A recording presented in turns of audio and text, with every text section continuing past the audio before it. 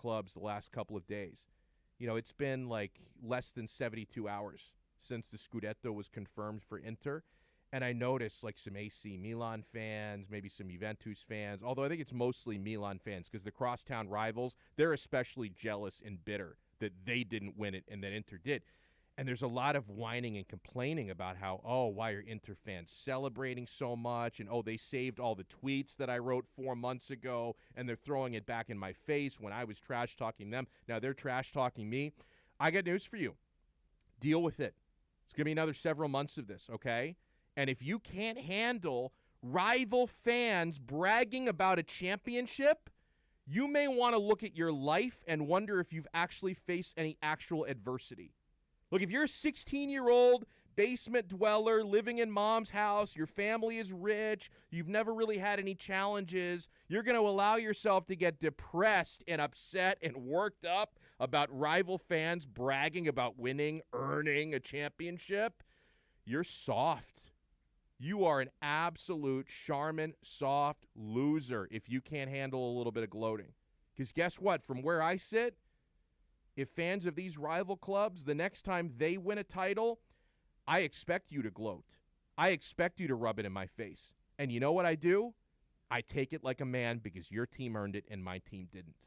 So you might want to adopt that attitude. And if you don't adopt that attitude, you might want to stay off social media for the next several weeks or several months, okay? Because if you're too sensitive to take fans of a team bragging about winning a title, social media may not be the place for you, okay? It's why I see people whining about getting bullied on Twitter.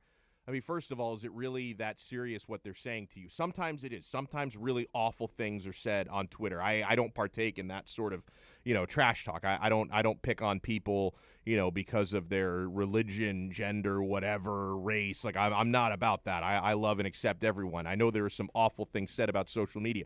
But if you're so sensitive about sports fans bragging, maybe social media is not the place for you, okay? Maybe you can't handle these Twitter streets. Maybe you can't handle Instagram banter. Like, do people even trash talk on Instagram?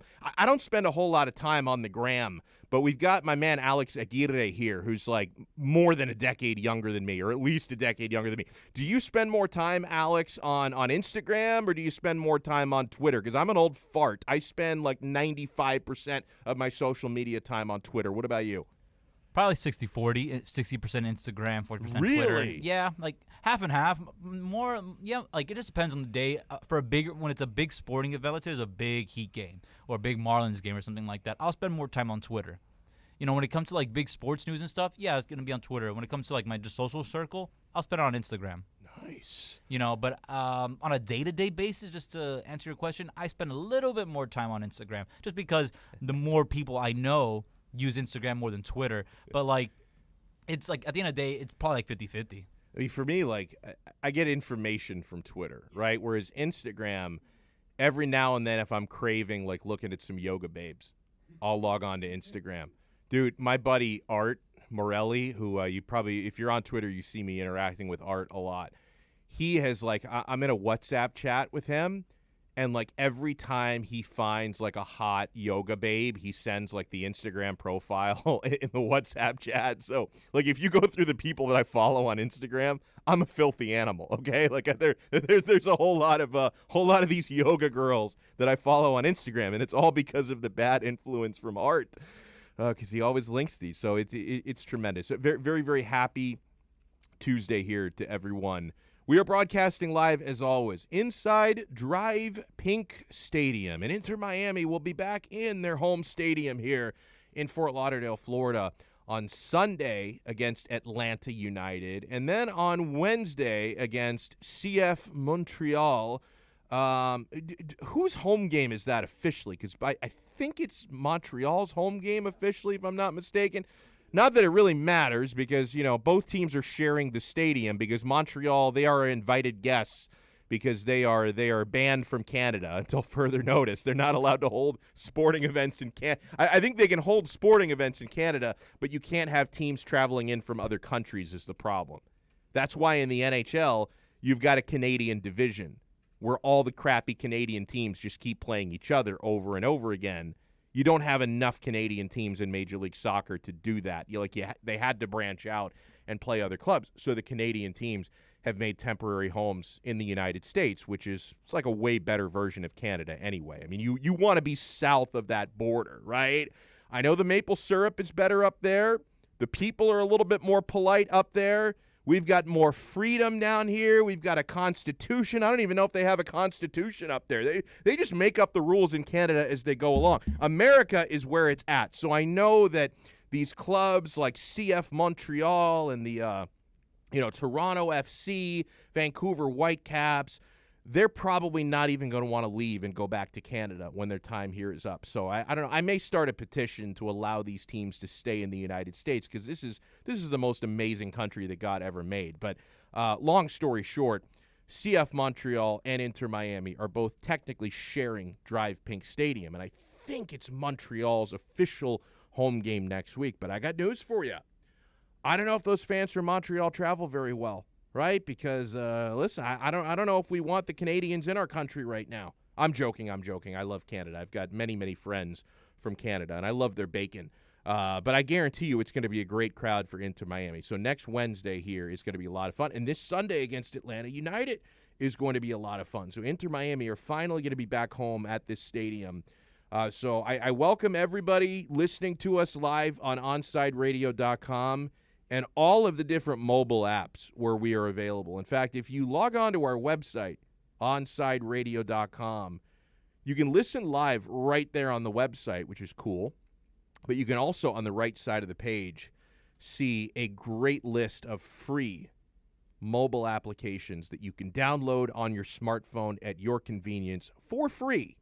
Just search for Onside Radio, make us your favorite station, and listen to us anywhere you go. You're out for a walk, you're out for a jog, you're in the car, and you want to pump us up through your speakers, through Bluetooth, which is the way that I listen every time I'm driving to and from Fort Lauderdale, because I got a long commute. I got a 50-mile commute each way, but I don't mind it one bit because I can listen to OnsideRadio.com right through my speakers. I was listening today on the MyTuner radio app. I caught the latter portion of Kai Chen Chisholm's show, Kai's Corner. I caught the early portion of the Onside Zone today. What was going on, Alex, with Kai? Like, he injured? I heard him say something about his foot. Look, I've known Kai for now, for the last 4 or 5 months since he's been a part of the Onside Radio family. I don't know anyone who has suffered more like random fluke injuries. I can remember a couple months ago he was like cutting a bagel and he cut his hand open, and now he's got some kind of a foot injury. Like, this dude is like the Devontae Parker of radio. Like, we need to put a plastic bubble around this Kai. Good thing we have Skype here in the studio, because if not, then Kai will be out of the game. He'll be on the IL for a long period of time. But thank God we got alternative medicine here to get him back on the court ready to play. So I think it was like a foot or toe injury, something like that. Feel better, Kai. Yeah, dude. I haven't been injured since 2002. So last time what happened in 2002? 2002, I had this knee injury that could not be fully explained by science, but it was like the knee was like, there was like water on the knee. It like swelled up and there was like a big bulge, and there was no structural damage. So unlike Victor Oladipo, I kept playing. Like I was on the junior year of high school. I was on the soccer team. My knee hurt. It was all swollen up, but I kept playing because I'm an actual competitor, unlike Victor Oladipo, who's got no structural damage. We're never going to see this guy again. So that was my last injury. I had like a phantom knee issue. I missed a game, but then I got right back at it. And then around 1999, I had a fractured foot. 1993 was a big year for injuries for me. 1993, I had a broken wrist and then a broken finger. And I actually broke the finger while my wrist was broken because, again, unlike Victor Oladipo, I play through injuries. So imagine this, Alex. I'm in 3rd grade at the time. I had a broken wrist that I suffered on the playground, and I'm in a cast, right? I got the big cast on my arm. And, like, I had some mobility with my arm because it was, the cast was below the elbow, so I could still move around. So I'm right back on the playground playing soccer, okay? and then I take I'm playing goalie, which is probably a really stupid thing for a kid with a broken arm to be playing goalie, but we weren't that bright back in the days. I'm playing goalie with a cast on my arm, and then I take a shot that hits me right in the pinky finger, and I break my pinky finger. And the pinky finger, it's still bent. It like moves in the wrong day. This is to this day. Like you're talking like 20. What has it been? 1993. What is that? Like 29 years or so? 28 years. So and still my pinky finger bends in the wrong direction because I broke that pinky. Outside of that, I think I may have had like an undiagnosed broken toe when I was in high school at some point. I never got it checked out, but I've been injury-free for 19 years. 19 years I've been injury-free, and I haven't been sick since 2013. So I'm 8 years without an illness, 19 years without an injury. And I got to tell you, I got my second Pfizer dose yesterday, my second dose of 5G. And maybe that's why Melinda Gates and Bill Gates broke up. She might know something about this vaccine that Bill doesn't know. But I got my second dose yesterday, and a lot of people, like, they feel like crap after the second dose. Like, oh, I'm sick, my head hurts, I got a fever. I feel better than ever, bros. Like, I am ready to run through a brick wall here for OnSiteRadio.com. I feel great. And another reason why I feel great, I'm watching my Florida Panthers last night.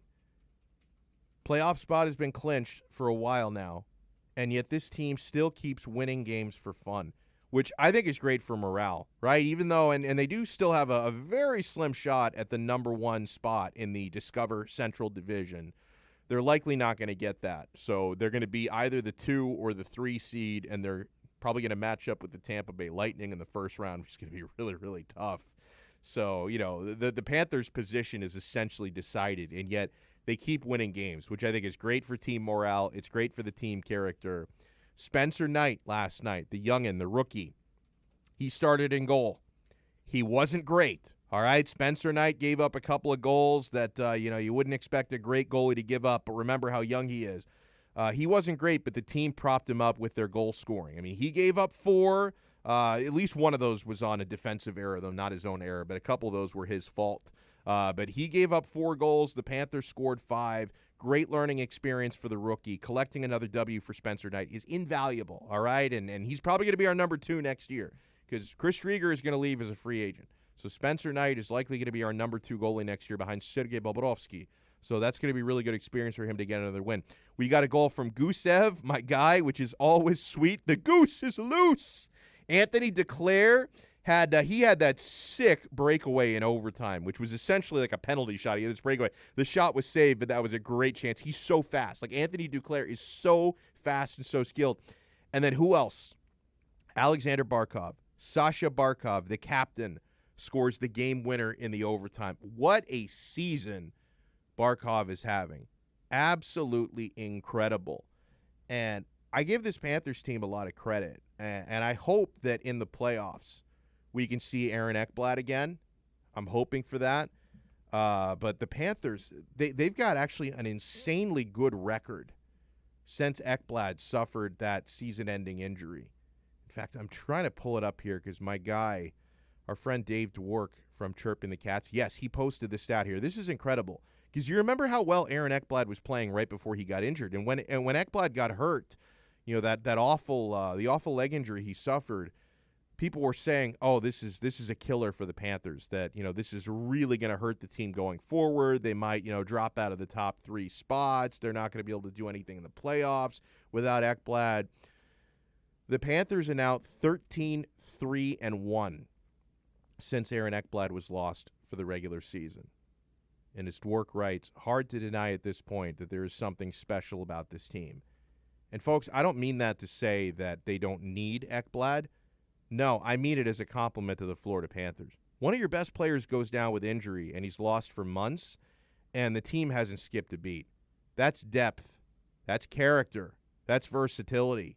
And if Ekblad is able to reinsert himself into the defenseman rotation in the postseason and regain some of that form that he had before going down, could be big trouble for whoever you face in the first round. And somebody tweeted me because I tweeted something about how the sweetest words in the English language is "Let's go home, baby," when those words are uttered by Steve Goldstein after a game-winning goal in overtime by the Florida Panthers.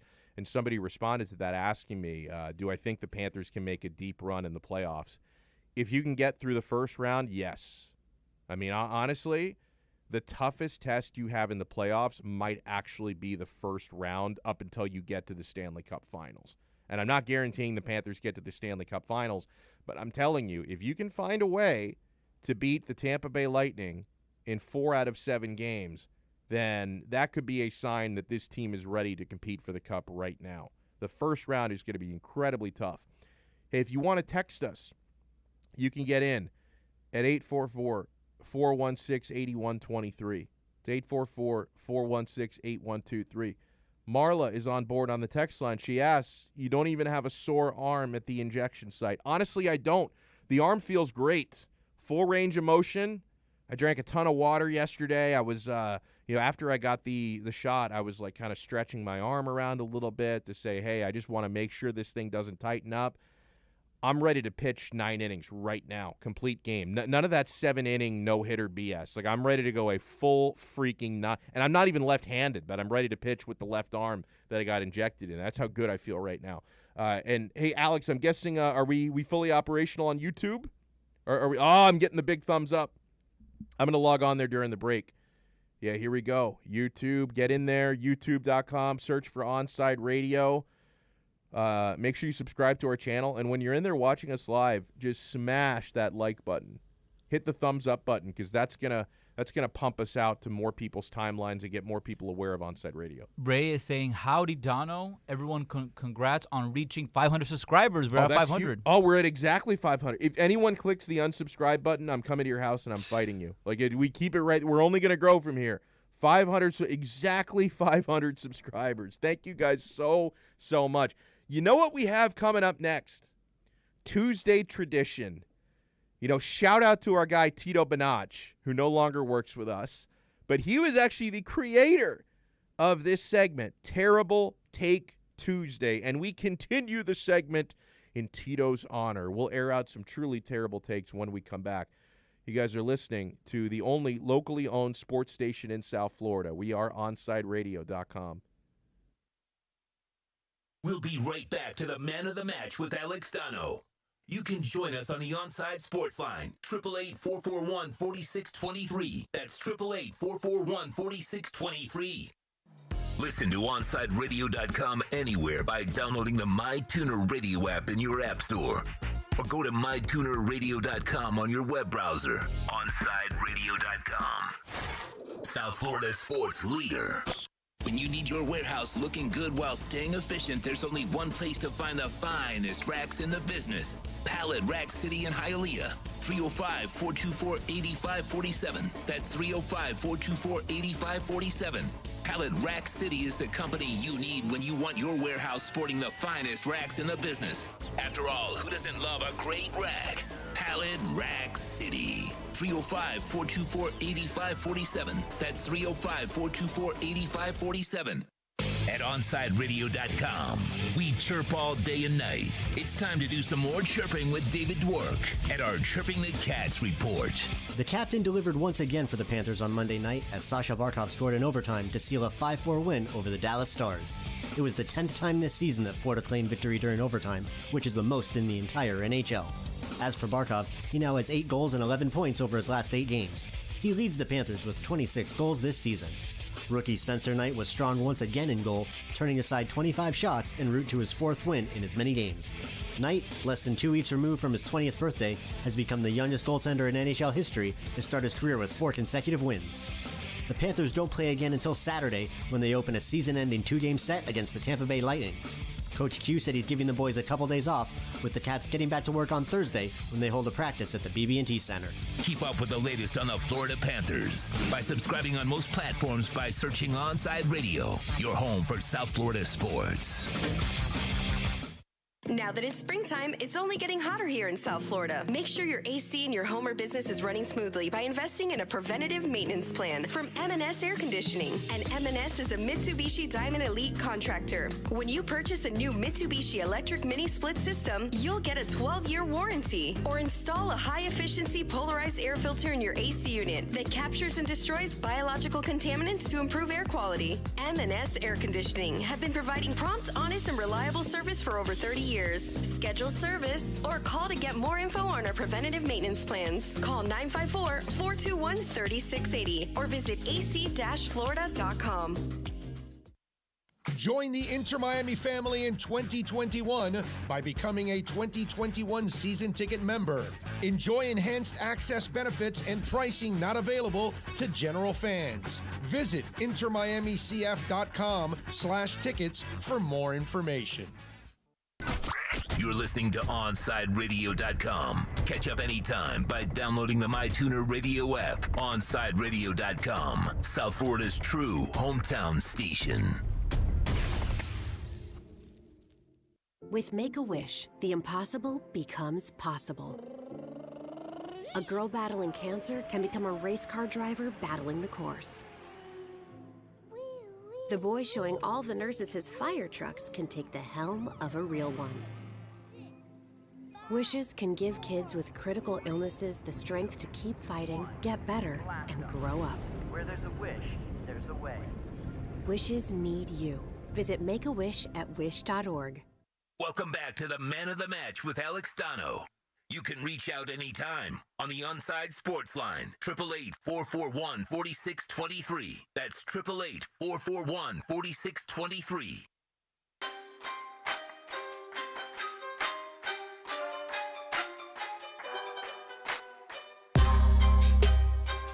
Yo, in about 12 minutes, we're going to talk some Miami Dolphins, some Miami Heat with Clay Ferrero from WPLG. He does an awesome job, sports anchor and reporter from Local 10. You know what we do on Tuesdays. It's my favorite day of the week, man. We have so much fun on Tuesdays. It is time to air out some really, really bad takes on another episode of Terrible Take Tuesday. There's always one idiot with a platform. How stupid are you? You're a moron! Anybody can say anything these days. This is Terrible Take Tuesday. Hey, pal. You just blowing from Stupid Town? Terrible Take Tuesday is brought to you by Checkers Old Munchin German Restaurant in Pompano Beach. Brats, Wiener Schnitzel, homemade potato pancakes, pretzels with mustard, and lots of German beer. I'm going to hit Checkers Old Munchin within the next week or two as part of my Scudetto tour. I'm going to go drink all over town. And, of course, one of the first stops will be Checkers Old Munchin because I love these guys. I love their food. I love Das Boot. I love the beer there. You get all this and more at Checkers Old Munchin German Restaurant in Pompano Beach. And Matt, the owner, tell him Donno said hello. I love that dude. Big Hurricanes fan, big Florida Panthers fan, and massive Inter Miami CF fan as well. First terrible take is a food take. And this is, I'm not even sure if this is a take, but I thought this was so ridiculous. I wanted to share it with you guys. Have you seen the viral video that's been circulating the last 24 hours? So yesterday, a White Castle opened in Orlando. I don't think that they've ever been in Florida, at least not for many, many years. You know, White Castle of Harold and Kumar fame. They've got those sliders, the mini burgers. So I guess it's a big deal for White Castle to venture south of the Florida-Georgia border. They open up a location in Orlando this week, and yesterday there was a line of cars literally over a mile long. Over a mile to either go through the drive-thru or park in front of the White Castle, and literally people waited 4 hours to order at White Castle. Do they have any idea what they're actually going to get? They're going to be so disappointed when they wait 4 hours for a White Castle slider. I'm sorry, man. I'm sorry. That's really good drunk food. It's really good middle of the night food. I've had White Castle before. In fact, now I didn't wait 4 hours for it, but so the Harold and Kumar movie came out. I want to say it was around 2004 when that movie came out. Harold and Kumar Go to White Castle, 2003 it might have been. And so, they didn't have any in Florida. And so obviously, and I'm like 18, 19 years old at the time, I get obsessed with the idea of White Castle, right? 2005, two of my buddies and me, we drove up to Ohio to go to Dan Marino's Hall of Fame induction in Canton. We had to stay in Cleveland because there weren't enough hotels in Canton. So we're staying in Cleveland. And yeah, my buddies and I, who we loved the Harold and Kumar movie, we decided, while we're in Cleveland, let's go find a freaking White Castle. And we joke about it years later. We say, oh, yeah, we made a road trip to Cleveland just to eat White Castle. We really went for Dan Marino, but we went out of our way to find a White Castle in Cleveland, and it's entirely unremarkable, right? I mean, I don't know, man. I cannot imagine. I can't imagine waiting 4 hours for any fast food, let alone White Castle.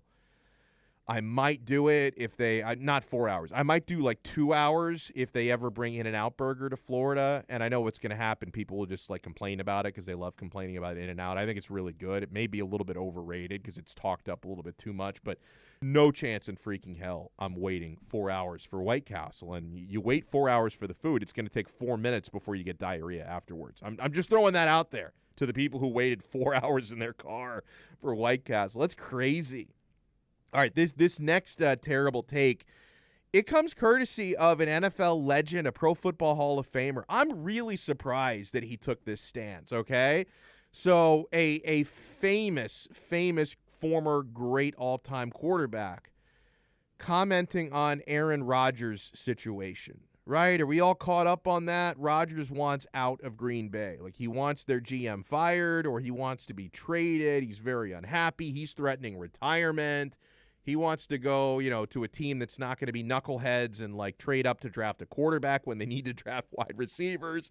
Rodgers wants out of Green Bay, okay? And I kind of understand it because they've been so poorly run in recent years, and he's really carrying that franchise. I can understand why Rodgers is upset. You cannot count Terry Bradshaw as one of his allies. And I think this is a terrible take from Terry Bradshaw, and I'm kind of disappointed that Bradshaw is not sticking up for the player here. So Terry Bradshaw said, quote, about Aaron Rodgers, well, he's just dumber than a box of rocks, isn't he? I mean, he signed that contract. He didn't have to sign that extension. He got all that money. I don't know what happened there. They drafted a kid last year. He wasn't happy about it. He goes out and becomes the MVP of the league. Now he wants out. Now he's claiming that they said they would trade him or what. I don't know, but listen, Aaron, I mean, if I'm Green Bay, here, let me say this. If I'm Green Bay, I call his bluff. I don't budge. I do not budge. Listen, man, honestly, disrespectful for Terry Bradshaw to call Aaron Rodgers dumber than a box of rocks. That's bullshit, okay? If your opinion is you don't like the fact that he's standing up to management, because Terry Bradshaw's old school, maybe you think, you know what, we should all just honor the contract and we can't complain. Aaron Rodgers has earned a little bit of say and a little bit of sway, okay? Aaron Rodgers is the reigning league MVP, one of the best quarterbacks of all time. It's not like this is a bench warmer who's like asking you to be traded. Like Aaron Rodgers right now is bigger than the Green Bay Packers.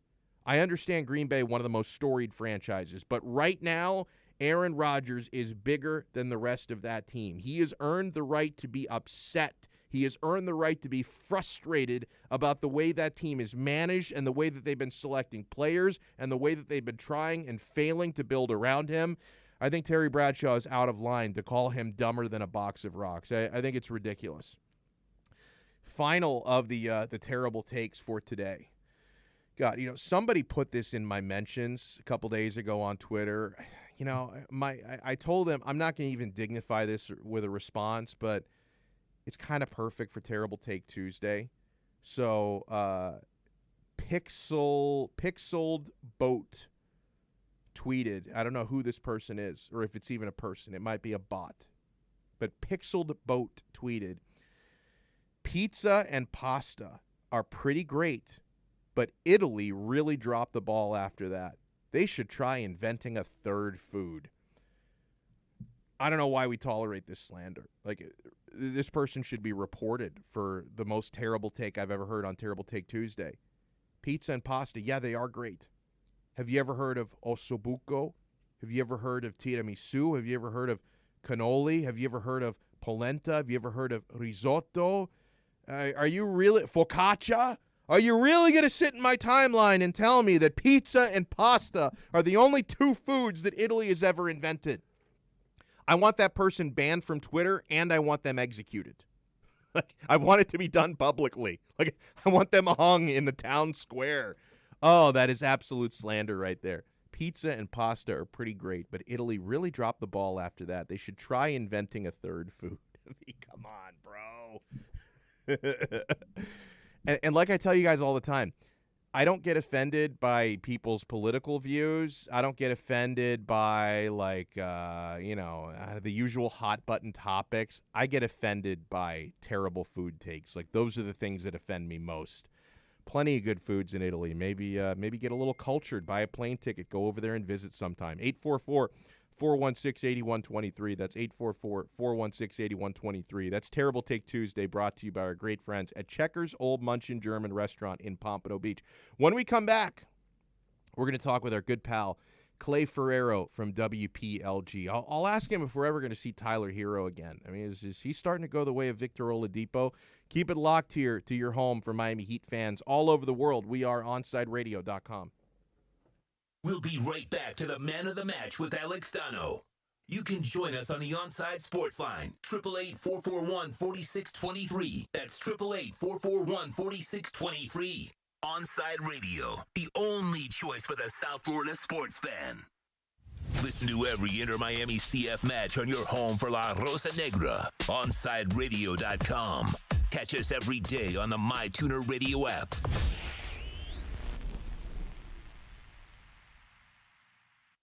If you missed Onside Zone with Big O, you missed. Wasn't there another boy band like 98 Degrees or 99 American degrees? pop and R&B vocal group consisting of 4 vocalists. It is Jeff Timmons, brothers Nick and Drew Lachey, and Justin. Yeah, Nick Lachey, that's right. Nick Lachey. So it was 98 Degrees, right? There you go. How about that? Did you know I was the boy band expert, by the way? Onside Zone with a Big O from 12 noon to 3 p.m. every weekday on OnsideRadio.com. Join the Inter-Miami family in 2021 by becoming a 2021 season ticket member. Enjoy enhanced access benefits and pricing not available to general fans. Visit intermiamicf.com/tickets for more information. Keeping you informed in the world of sports.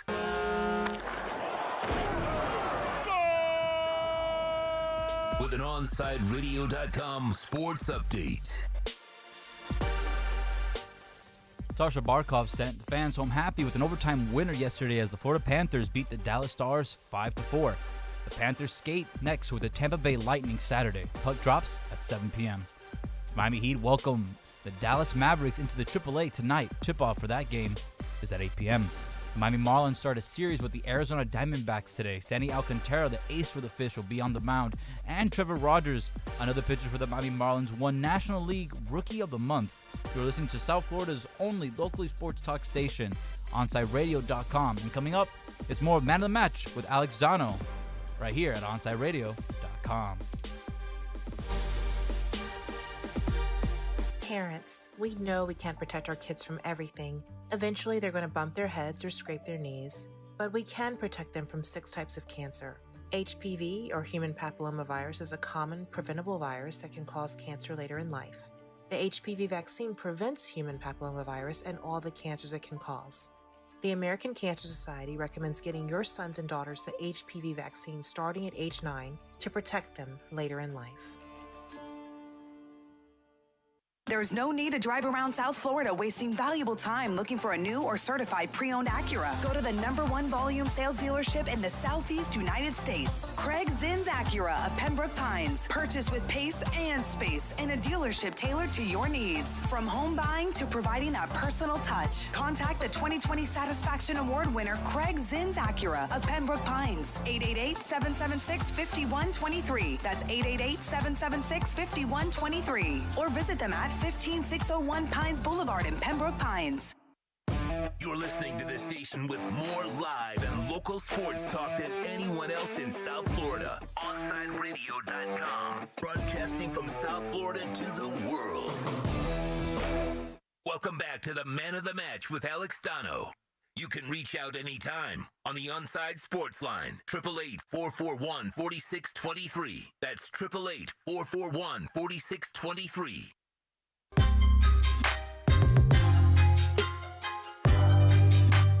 Yeah, welcome back into Man of the Match with Alex Donno here on OnsideRadio.com. With you till 6 o'clock.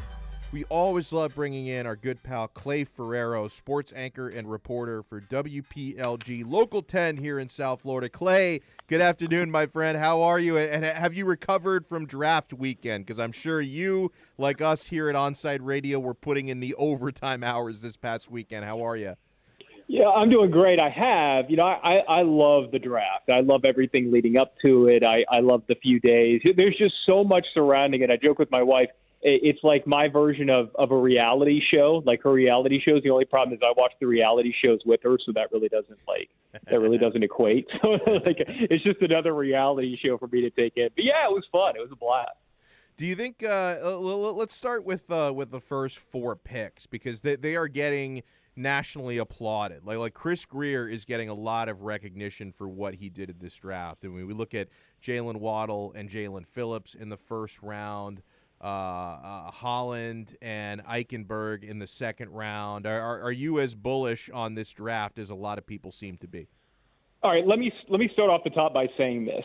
I don't care what any draft pundits say ever. Like I've been covering this covering this since I've been in media, and I've been following the draft for over 20 years. And the one thing that I've learned over time is that the amount of information that the decision makers have available to them is so much more vast than any one of us, than any one of the national prognosticators. They get information that nobody else would be privy to. And it's through their network of scouts and contacts on campuses. So, there's my rant on that. Like, they will always know more than we do. So, you know what's funny? So, here's my rule with the draft pundits. I bash them when they say negative things, and I prop them up when they give our local guys credit. So it's like I celebrate them when they say nice things about Chris Greer, and I bash them when they bash the Dolphins. So I can be a little inconsistent. Right, but see, I think that's how a lot of people roll with it, and I think the bottom line with this stuff is we don't know the visions for these players, and especially if we think they should take one guy, and a perfect example of this is Jeremiah Owusu-Koramoah, who dropped like crazy in the draft. A lot of people thought he'd be a first-round pick. What, he ended up going fourth round, fifth round? Yeah. And everybody praised him or I think it was Cleveland who got him. Everybody praised Cleveland as getting the steal of the draft. Well, no. I mean, if everybody passed on him multiple times, then there's a reason for it. And there's a reason that clearly the draft prognosticators didn't know about. And so, look, I think his may have actually, in addition to fit being, I think he may have had a heart issue or something like that. So I'm not. Oh, you're right about that. And that came up very shortly before the draft as well. Yeah, you're right. Yeah. And so, that's a different situation. But what I mean is, like, just because somebody falls, that doesn't mean that, hey, every team is missing on that player. Maybe there's something about that player, whether it's an injury or whatever. So anyway, sorry, I took up way too much time with that. I love what they did first four picks because you can see the vision for not just the players individually, but also how they fit with where they're hoping to go with this offense and defense. And, with Jalen Waddle, I was out at the draft party, and, there was people were cursing and throwing stuff when Really? Kyle Pitts and Jamar Chase went. Well, when Kyle Pitts and Jamar Chase went 4 and 5. I got you. So I think the feeling among a lot of people was, we traded back from 3 to 6, and all we got was a 2023 first round pick, and now we don't get a chance at Chase or Pitts. And yet I think, when you hear Chris Greer talk after the draft, like they knew that there was a very good chance when they went back to 6 that those two guys would be gone. And they were very happy with Jalen Waddle. So ultimately you have to trust that the intel and the information that they have is what they need. And they have the vision for him to come in and immediately add that explosive element to the offense that has been sorely lacking. So, I like that one. Jalen Phillips, I think we saw as the week led up to the draft that he had kind of emerged as the number one edge player on the board for a lot of teams, and clearly the Dolphins were one of those teams. I think it's pretty safe to assume that they wanted Javonte Williams with that first, second-round pick. Yeah. And so when, Denver jumped ahead of them, then, they went back to a player who I don't think a lot of us had studied, but Javon Holland is somebody who can come in and immediately do what Brian Flores wants on that defense, which is be versatile and hide stuff. And then you add Liam Eichenberg, who's able to protect. So, yeah, I love what they did on the surface of it, and now we just wait a few years to see how it all plays out to give the real draft grades. Very well said. And, yeah, I like all the players that they did draft, and I grade the draft very highly. Like, the only questions I have are about the positions that they didn't address or waited a really long time to address. Do you think the Dolphins are, and you mentioned what happened with Javonte Williams, and I get that, but do you think the Dolphins might regret not addressing running back until the 7th round? Because I said this during our draft coverage. Myles Gaskin has way too much job security. Like, this guy is like he's like unquestioned for the last couple of years, and they did get Jared Dokes in the 7th round, who he might be a nice piece in the rotation. He's obviously I don't think he's going to become like a featured back or anything like that. Like, do you think the Dolphins are going to regret these past 2 years, not even just this year, not getting a running back higher than they did?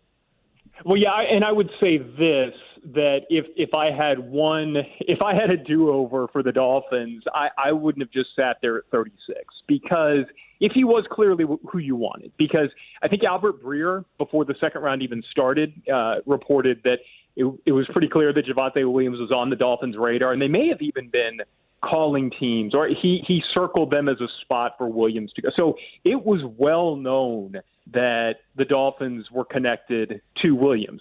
And it's not a coincidence that Denver knew that they had to get ahead of Miami in order to get him. So, if they really needed if they felt like they really needed a running back and really wanted him in particular, then, what's a price that would have been good enough to pay to move up 2 spots, 3 spots to secure your guy? And I don't know what the trade talks would have been like, but I absolutely would have given up a mid-round pick, even a mid-round pick next year, in order to secure the running back you really wanted. So, with all that said, I think the other thing about Gaskin, when he carries the ball, like, you can see, man, he's got some skills, and he's somebody who I think can be a real important part of this offense. But I also don't think that, he's not big enough to be the every down guy that, I think you would want in a Najee Harris or a Javonte Williams. So, I like him. I like that he's going to be a part of this team moving forward. But to your point, I think you need someone else back there. And maybe Savon Ahmed continues to grow into his role. But no, I mean, I think it's pretty clear that they liked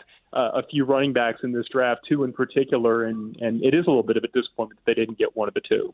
Really good stuff here as we're joined by Clay Ferrero from WPLG. You made a good point, Clay, about how, the media doesn't necessarily know all the reasons why players fall in the draft, and the teams have more information than we do. With that said, were you a little bit surprised? Because I actually wasn't surprised about how far Brevin Jordan, the tight end from Miami, dropped. He ended up going to Houston, and I think it was the 5th round. I know some folks were hoping and expecting he would go a lot higher. I just thought that he just wasn't on the field enough at UM. Like, when he was healthy, Brevin Jordan is obviously dangerous. He's a mismatch. I don't know if he's that great of a blocker, though. And with all the time he spent on the injury list the last couple of years, I wasn't really shocked that he fell as far as he did. What do you think? No, and I'm with you. And I think if this were any other year, then maybe he would have gone a little higher. But I know there were a lot of teams, and those who know me and who've listened to me on the show know that I'm a longtime Saints fan. And the Saints pretty much came out after the draft and said, we largely stayed away from anybody who had significant medical question marks because we just could not get enough information this year. And so, like with Brevin Jordan, you combine, like you said, the fact that he wasn't on the field all the time, and then plus the fact that he ran a slower than expected time at his pro day, and maybe that was because he had a nagging injury as well. So, like, right. you add all of those things up, and in a year when teams couldn't get the type of medical information that they would normally get, it's not a surprise, and it's unfortunate. And yet at the same time, it wouldn't surprise me one bit if Jordan ended up making a significant impact in the NFL. And if he ended up being the latest in a great line of Hurricanes tight ends, just because when he is healthy, he is that mismatch nightmare. And if he's able to stay healthy in his NFL career and use this to drive him, he could be a real problem. And yet I think you understand why so many teams stayed away from players who had injury question marks, because they just could not get the information they needed. Clay, I want to take a look at the Miami Heat, and they're in danger of this dreaded play-in tournament. And, of course, LeBron James made headlines this week, because even though a year ago he seemed to be all about a play-in, now that the Lakers are at risk of the play-in, he despises it. He wants whoever came up with it to be fired. But in the case of the Miami Heat, do you think they wind up in the play-in? Can they secure top 6? What's your feeling now during this final stretch? Oh, man, I hate doing this, but I'm going to go 50-50. I think a big reason why is, Boston still, up until the last couple of games, like they really looked like they were putting it together.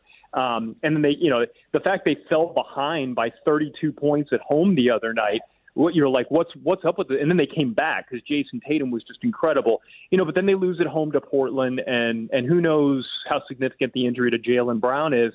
But that's a team that scares you, in the fact that the Heat have to play 2 games there. If the Heat have to win 2 games back-to-back in Boston in order to stay out of the play-in, then that's a high thing to do. That's a high bar to cross. So I'm 50-50 on that. And yet, with that said, I think if this team is playing to the level that they can, I don't know that it's that big of a deal. If they're playing as poorly as they have at times this year, it won't matter whether they make the play-in or make the playoffs.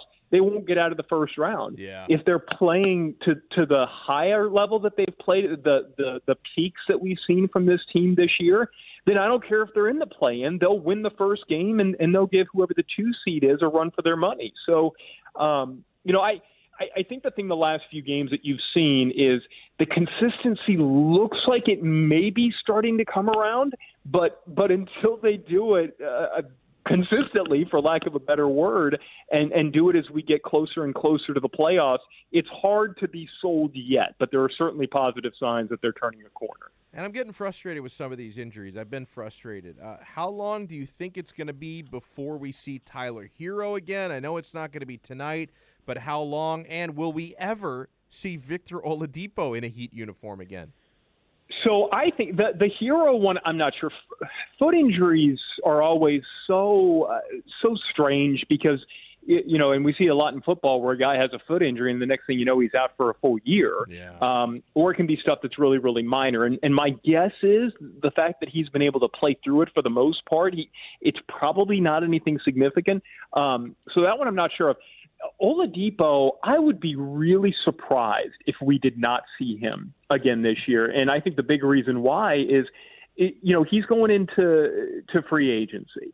And at this point, because there are so many questions about his ability to stay healthy and whether he's ever going to be the player that he was before the quad injury again, I think he needs to play. And I think he needs to play well in order to set himself up. And so I think he's going to want to play. And the other thing is I think he's really going to want to play to impress the Heat brass. I think that he's wanted to be here for a long, long time. And if he can go out there and play well in the playoffs in front of Pat Riley and Eric Spoelstra and Andy Ellisberg and Shane Battier, and, at the end of the season, look at it and say, hey, look, this is what I can do. This is who I am in the biggest of moments. He can secure himself a nice long-term contract in a place that he really wants to be. And if he doesn't, and look, if he gets hurt, I think the same questions will be there, even if he didn't play. So I would think he plays. And one more thing on this, the injury that I'm most concerned about, or that I think is the biggest question mark and could really tip this team's season, is Goran Dragic. Yes. And just his ability to get back to the level that he was at in the playoffs. And I don't even know if we're talking anymore about the plantar fascia injury, the back situation, just the wear and tear. If he plays like he did in the playoffs last year, this team can go back to the finals. If he doesn't, they can't. And to me, it's really that simple, that they need him to do what he did last year in order to make that run again. Clay, they just opened a White Castle in Orlando, and the line yesterday was literally 4 hours. People were waiting in their car for 4 hours to order sliders, which I've had White Castle before. No offense to them. I'm not waiting 4 hours for it. Is there any fast food, Clay, maybe something we don't get down here in South Florida? Is there anything you would be willing to wait 4 hours for? No food. No. Look, here's the thing, especially since I became a dad, I would say 70% of my calories come from the following: peanut butter and jelly, leftovers from my kids. Yep.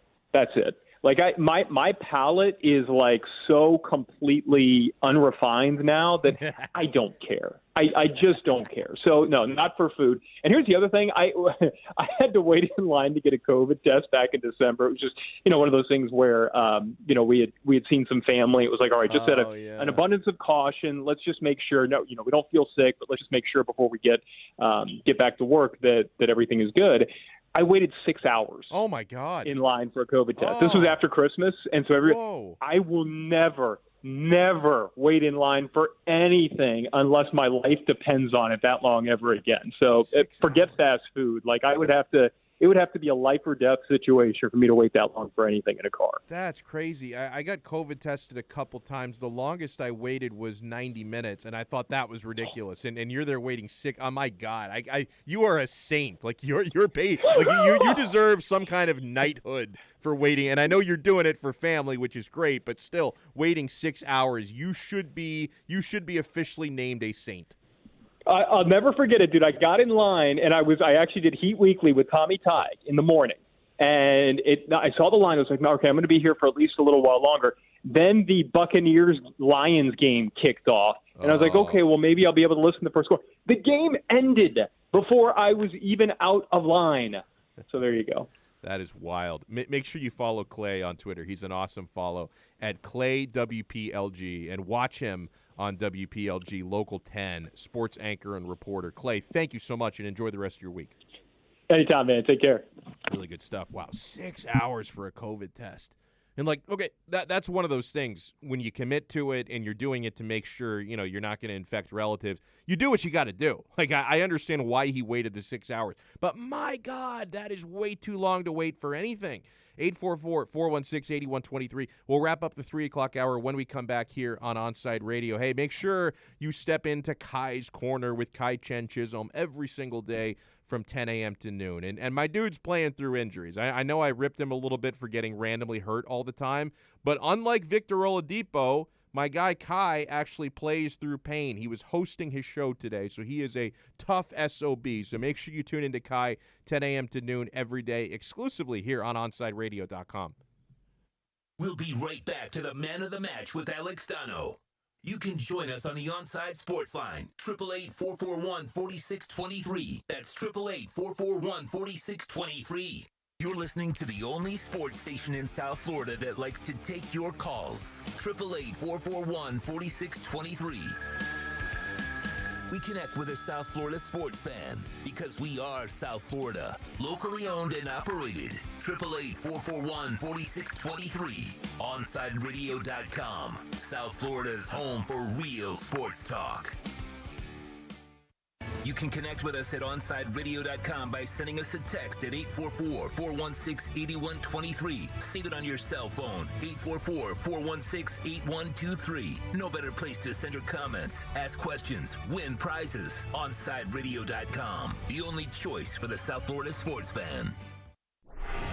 Every Thursday, NBA fans can catch one of the best basketball shows in the country when Ethan Skolnick and Ira Winderman host Inside the Paint. Listen to two of the most knowledgeable and connected reporters in the business. Get year-round insight every Thursday at 10:30 a.m. with Inside the Paint on the home for hardcore basketball fans. OnSideRadio.com. Big O for M&S Air Conditioning. Air quality in your home and business is more important than ever. That's why you've got to call M&S Air Conditioning and let them install a high-efficiency polarized air filter in your AC unit. Folks, it attracts, captures, and destroys biological contaminants to improve your air quality. With stellar customer service, answering your call from 7:30 a.m. till 9 o'clock p.m. For more info on high-efficiency air filters and their preventative maintenance plans, fans, visit M&S Air Conditioning at ac-florida.com. Hey, what's up? It's Toast. May is here, which means hurricane season right around the corner. You need to get PGT custom windows and doors installed in your house so that you're fully protected when we get a big storm coming on through. For those windows, only one place to call. My buddies at B&T Windows and Doors. They've been doing it in South Florida for decades, and they will set you up with the best of the business. PGT Custom Windows and Doors. 954-233-0126. That's 954-233-0126 for B&T Windows and Doors. You're listening to this station with more live and local sports talk than anyone else in South Florida. OnSideRadio.com. Broadcasting from South Florida to the world.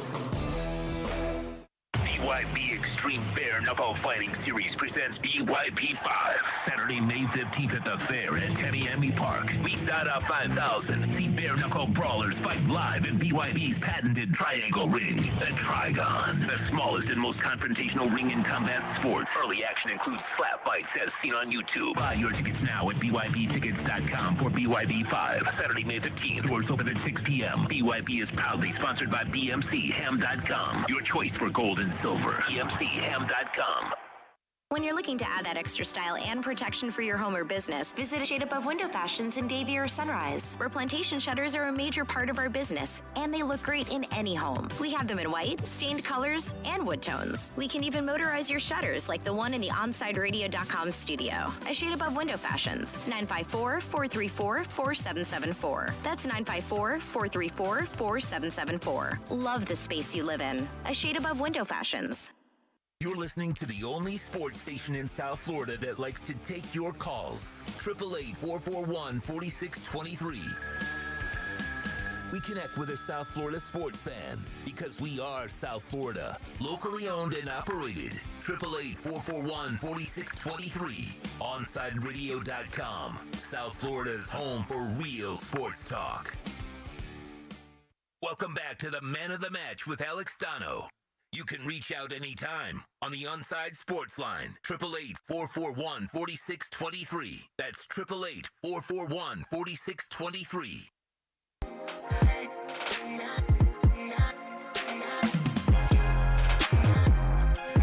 Huge thanks again to Clay Ferrero. Big shout out to everyone in the YouTube chat. Got our guy Tremolio, Ray. Ray was the one who congratulated us on reaching 500 subscribers for Onside Radio's YouTube page, and thank you for the congratulations. And I got to thank you guys because, you know, you're the ones who made it happen, man. And I know we got a nice bump during our draft coverage last week, which was a lot of fun. Shout out to the Raging Dolphins Maniac, and get well soon, man. The Raging Dolphins Maniac mentioned he got his second shot yesterday.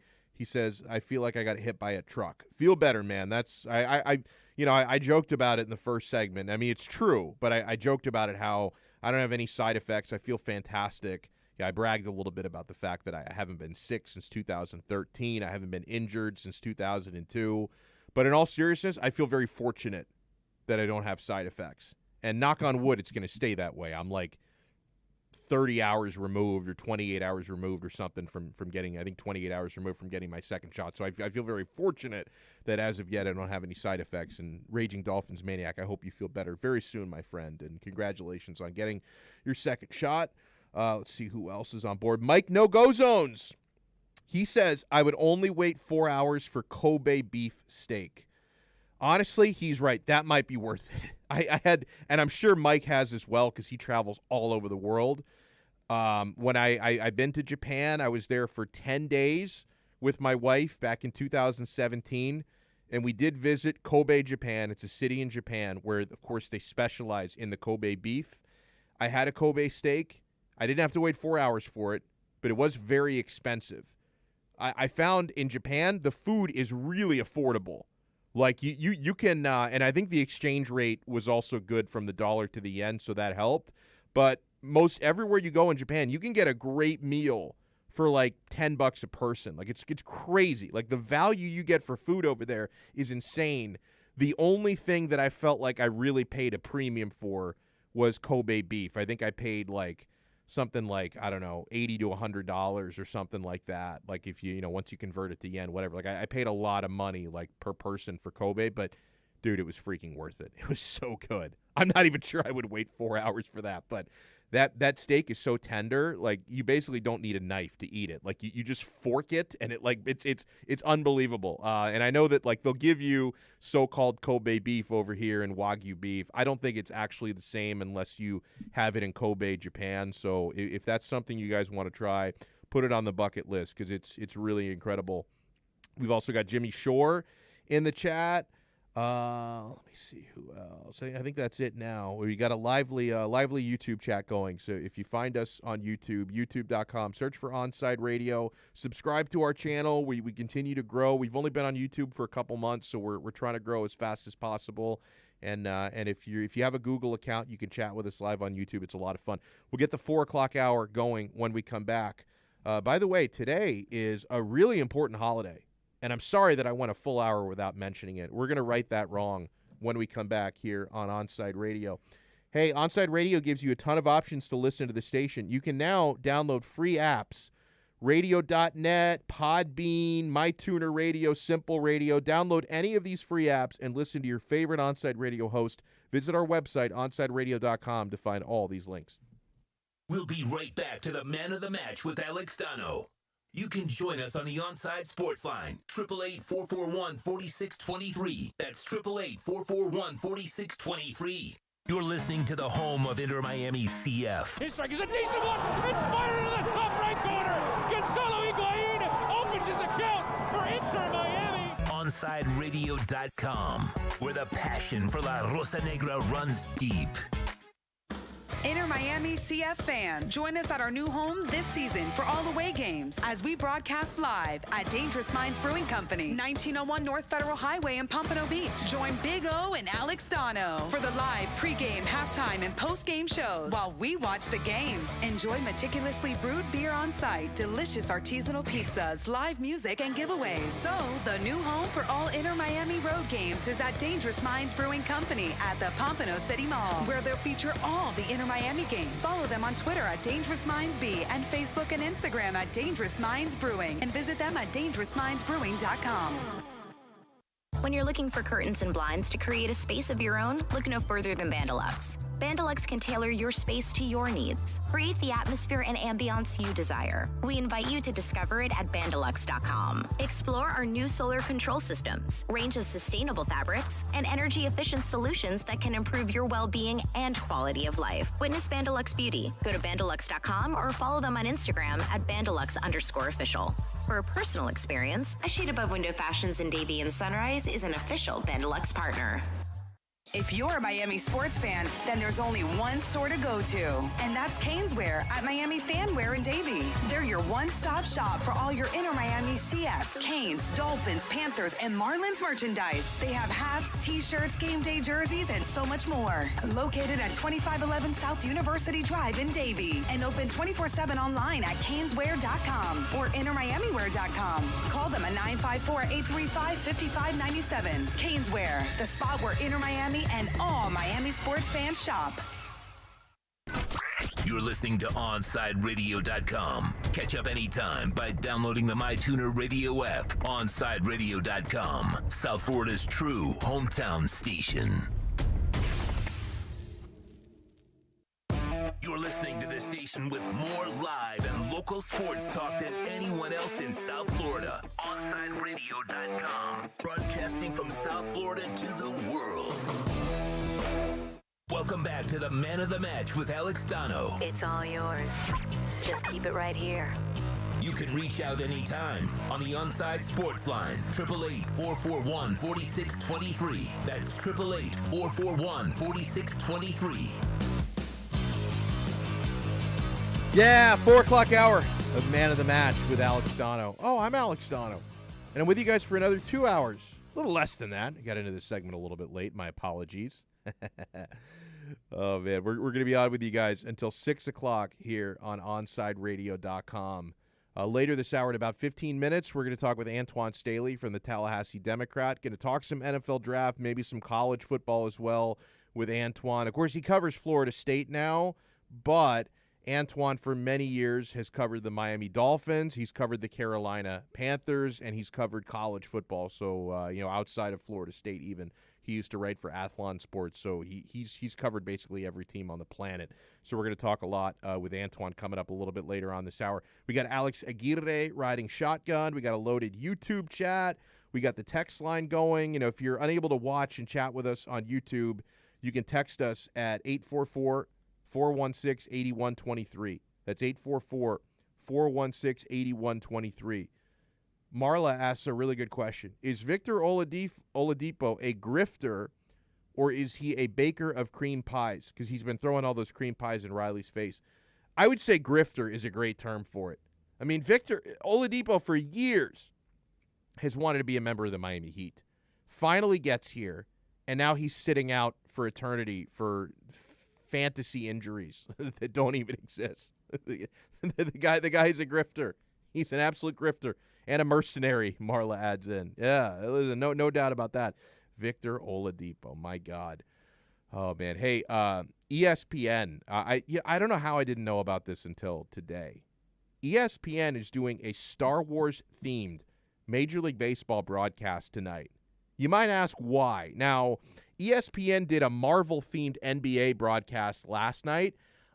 Alex, did you watch any of it? Because when I got home yesterday, I had two podcasts to record. Larry Bluestein and I did another episode of Five Rings Canes, which is dropping tonight with Melvin Bratton as a guest. So you're going to want to listen to that. It's fantastic. And then I had my Calcio Connection soccer podcast. So from when I got home, I didn't finish till like 11 p.m. So I didn't watch any of the Marvel themed broadcast. Was it as corny as I thought it was going to be? I didn't see any of it either. I didn't want to pay attention to it. I thought it was extremely corny. I understood what the NFL was doing with the Nickelodeon and for the younger generation and teaching kids, about football and stuff. But the whole Marvel thing, and they were playing like commercials all day leading up to it and everything. I was like, really? Like the NBA is not in that bad of a state that they need like the help of Marvel. But I get it. ESPN, Disney, like the mouse. It's all behind. The mouse is always controlling everything. Yeah, and they always want to like cross promote everything, right? That's a huge corporate strategy. Obviously, Disney, who owns ESPN and ABC, one of the biggest corporations on the planet. And so the way they look at it, they own all these properties, right? So it's like they promote ESPN at Disney World. They promote Disney World on ESPN. They own Marvel, so they promote Marvel on ESPN. And here's so ESPN tonight, they are airing a Star Wars themed MLB broadcast of the Houston Astros, New York Yankees. Now, here's the difference between the Star Wars-themed baseball game versus the Marvel-themed NBA game. If you didn't want to watch the Marvel theme last night, they had a regular standard broadcast on another one of their channels. Whereas tonight, for this baseball game, you can only watch the Star Wars feed. So you do not have a choice. And it involves costumes tonight. Let me read you part of the press release. ESPN's Major League Baseball coverage for the week ahead will feature several highlights, including the Star Wars-themed telecast on Tuesday, May 4th, when the New York Yankees host the Houston Astros. 7:30 tonight, by the way, because I'm definitely going to check this out. Like, I can't imagine I'm going to sit for 3 hours and watch this whole circus, but I'm definitely going to check it. I love Star Wars. The Star Wars-themed telecast is a celebration of May the 4th. It's Star Wars Day, folks, May the 4th. So I apologize for not wishing everyone a happy May the 4th until now. That was a gross oversight on my part.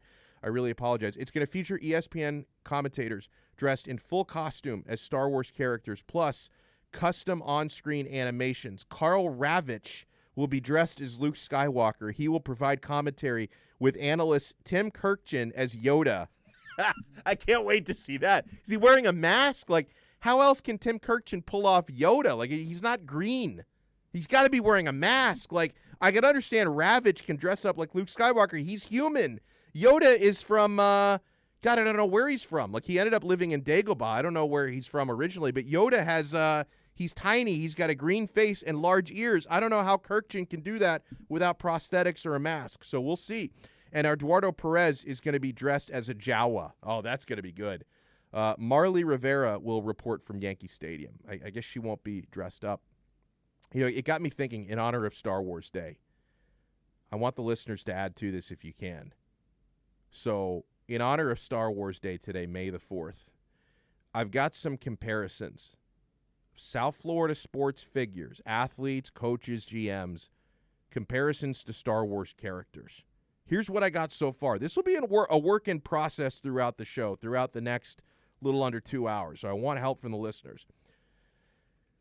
For Yoda, it was really between two people. For Yoda, I went between, actually, you could argue three people.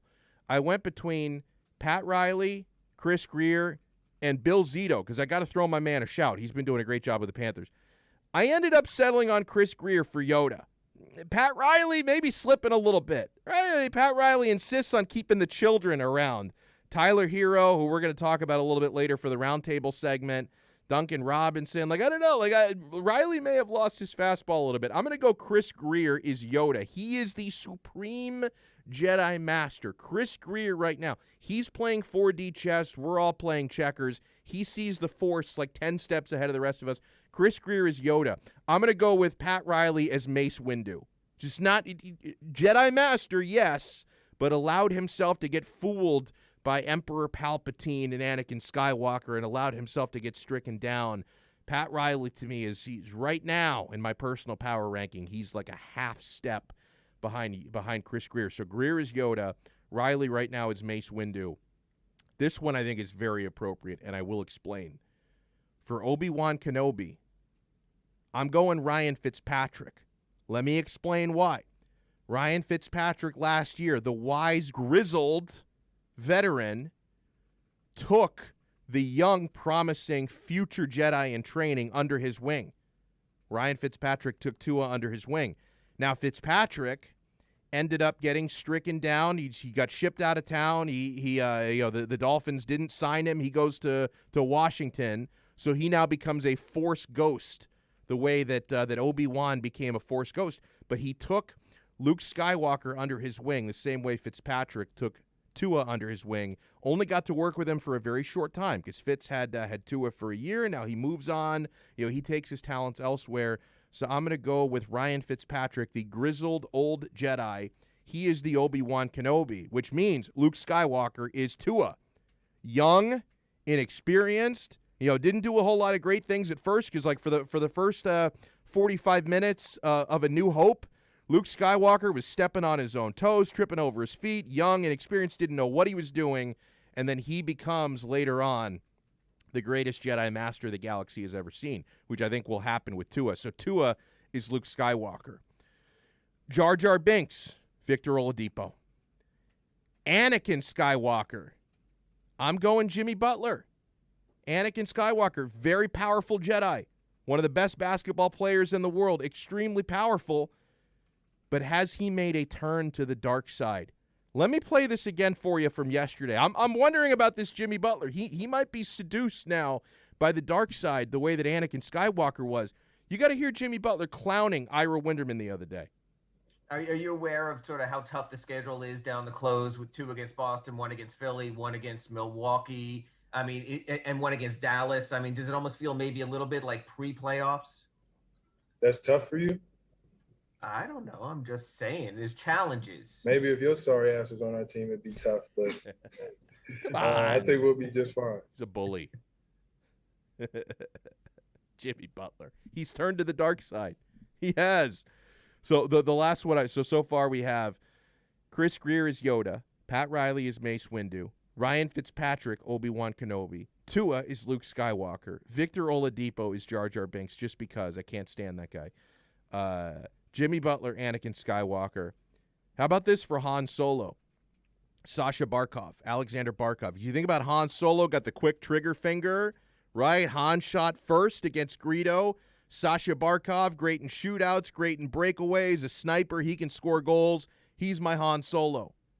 Oh, the good one, Big O, is listening. He texted me, Katie Meyer has to be Princess Leia. I love it. Katie Meyer. She is the princess of South Florida, the coach of the University of Miami women's basketball team. I love Katie Meyer. She will absolutely be the Leia because she is strong with the Force, great leadership capabilities. Princess Leia, like by the time we got to the sequel trilogy, Princess Leia was like the boss of the entire galaxy. That's Katie Meyer. I like that one a lot. Okay, who would be the Emperor Palpatine? Jeffrey Loria? I know he's no longer in town, but you think about when Jeffrey Loria owned the Marlins. It was a reign of terror. I think Jeffrey Loria is the Emperor Palpatine. Who's like the best looking character in Star Wars? And that would be David Beckham. You know who's got some swagger? Lando Calrissian. So David Beckham is like the Lando Calrissian of the sports scene down here. I can see that. I could kind of go with that. He's got swag. Yeah. They both got swag. They both, like, when they walk into a room, everyone just looks. That's true. That's them. Yeah. Lando very elegant. Like, he wears a cape. Like, I don't think I've ever seen David Beckham walking around in a cape. But if anyone could pull that off, just randomly walk around wearing a cape, David Beckham could pull it off. Yeah, I won't have any questions if, like, David Beckham just walks into, like, a room full of people and he's wearing a cape. I'll be like, that's just David Beckham. He's doing his thing. Who's Manny Diaz? That's a really good question. Is he an Ewok? No one. You haven't picked anyone to be an Ewok, and they were crucial I haven't. in the sixth movie. They were. I mean, the Ewoks, like they took down all of those stormtroopers in the moon of Endor. They helped them lower the blast defense of the Death Star. Like, they couldn't have blown up the second Death Star if not for the Ewoks. I like that. Manny.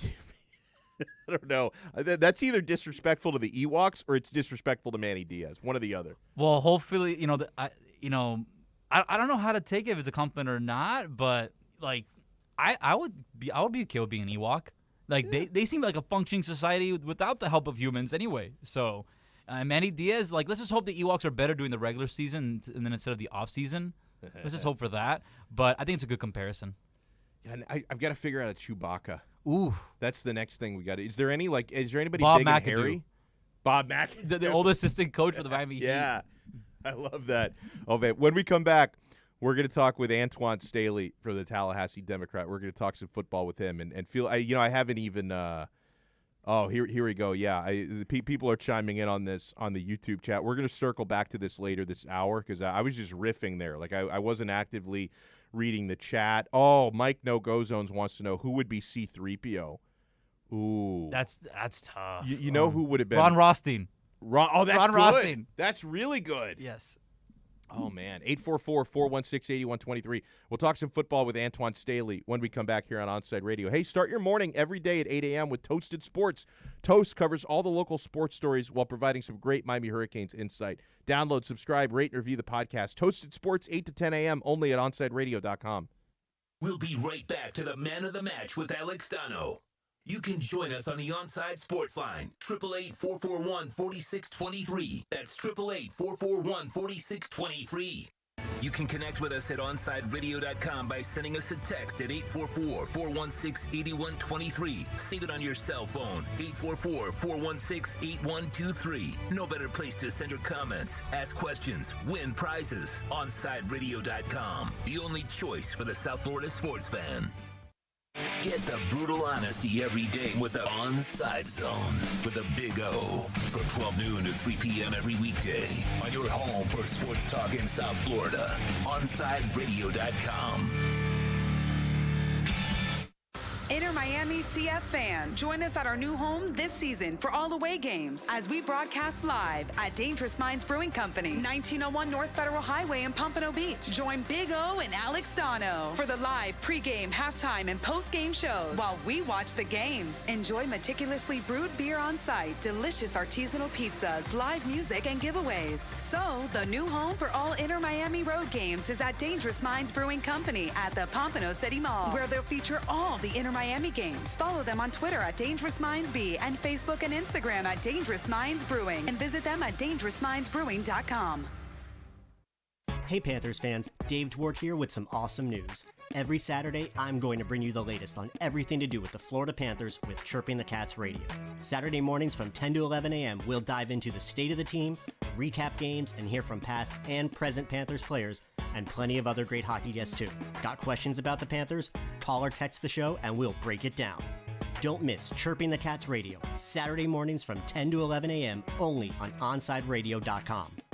Big O for M&S Air Conditioning. You know, air quality in your home and business is more important than ever. That's why you've got to call M&S Air Conditioning and let them install a high-efficiency polarized air filter in your AC unit. Folks, it attracts, captures, and destroys biological contaminants to improve your air quality. With stellar customer service, answering your call from 7:30 a.m. till 9 o'clock p.m. For more info on high-efficiency air filters and their preventative maintenance plans, visit M&S Air Conditioning at ac-florida.com.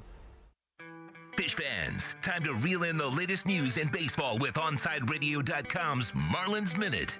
Here's Alex Aguirre. The Miami Marlins are fresh off being swept by the Washington Nationals this past weekend, and tomorrow they head home to play the Arizona Diamondbacks, but so much has happened in Marlins baseball in just 2 days. Trevor Rogers named the NL Rookie of the Month over his own teammate, who may have won had he not been injured, Jazz Chisholm Jr. And in even worse news for an already struggling Marlins team, Paul Campbell, who has been absolutely atrocious, was suspended 80 games without pay for using PEDs. Paul Campbell was not great in his time with the Marlins, and it seemed to be he was overperforming anyways. So good riddance to him, and hopefully the Marlins can get back on track tomorrow at home versus the Diamondbacks. Keep up with the latest on the Miami Marlins by subscribing on most platforms by searching Onside Radio. ADHD. It's the child who can't pay attention or sit still in school, right? The answer may be yes. Attention Deficit Hyperactivity Disorder, or ADHD, can be complicated, and it can last a lifetime. Living with a condition can sometimes be a challenge. It may take years to accept a formal diagnosis, and it's not always easy to find the right treatment plan. Did you know that up to 75% of children and adolescents with ADHD have at least one additional mental health condition that also requires a comprehensive approach to treatment? ADHD guidelines were recently updated to reflect the need to screen for associated disorders. Be sure to talk with your child's doctor about proper screening and visit moretoadhd.com for additional information. That's moretoadhd.com. This message has been brought to you in partnership with ADA, ACO, and CHAD. Welcome back to the Man of the Match with Alex Donno. You can reach out anytime on the Onside Sports Line, 888-441-4623. That's 888-441-4623.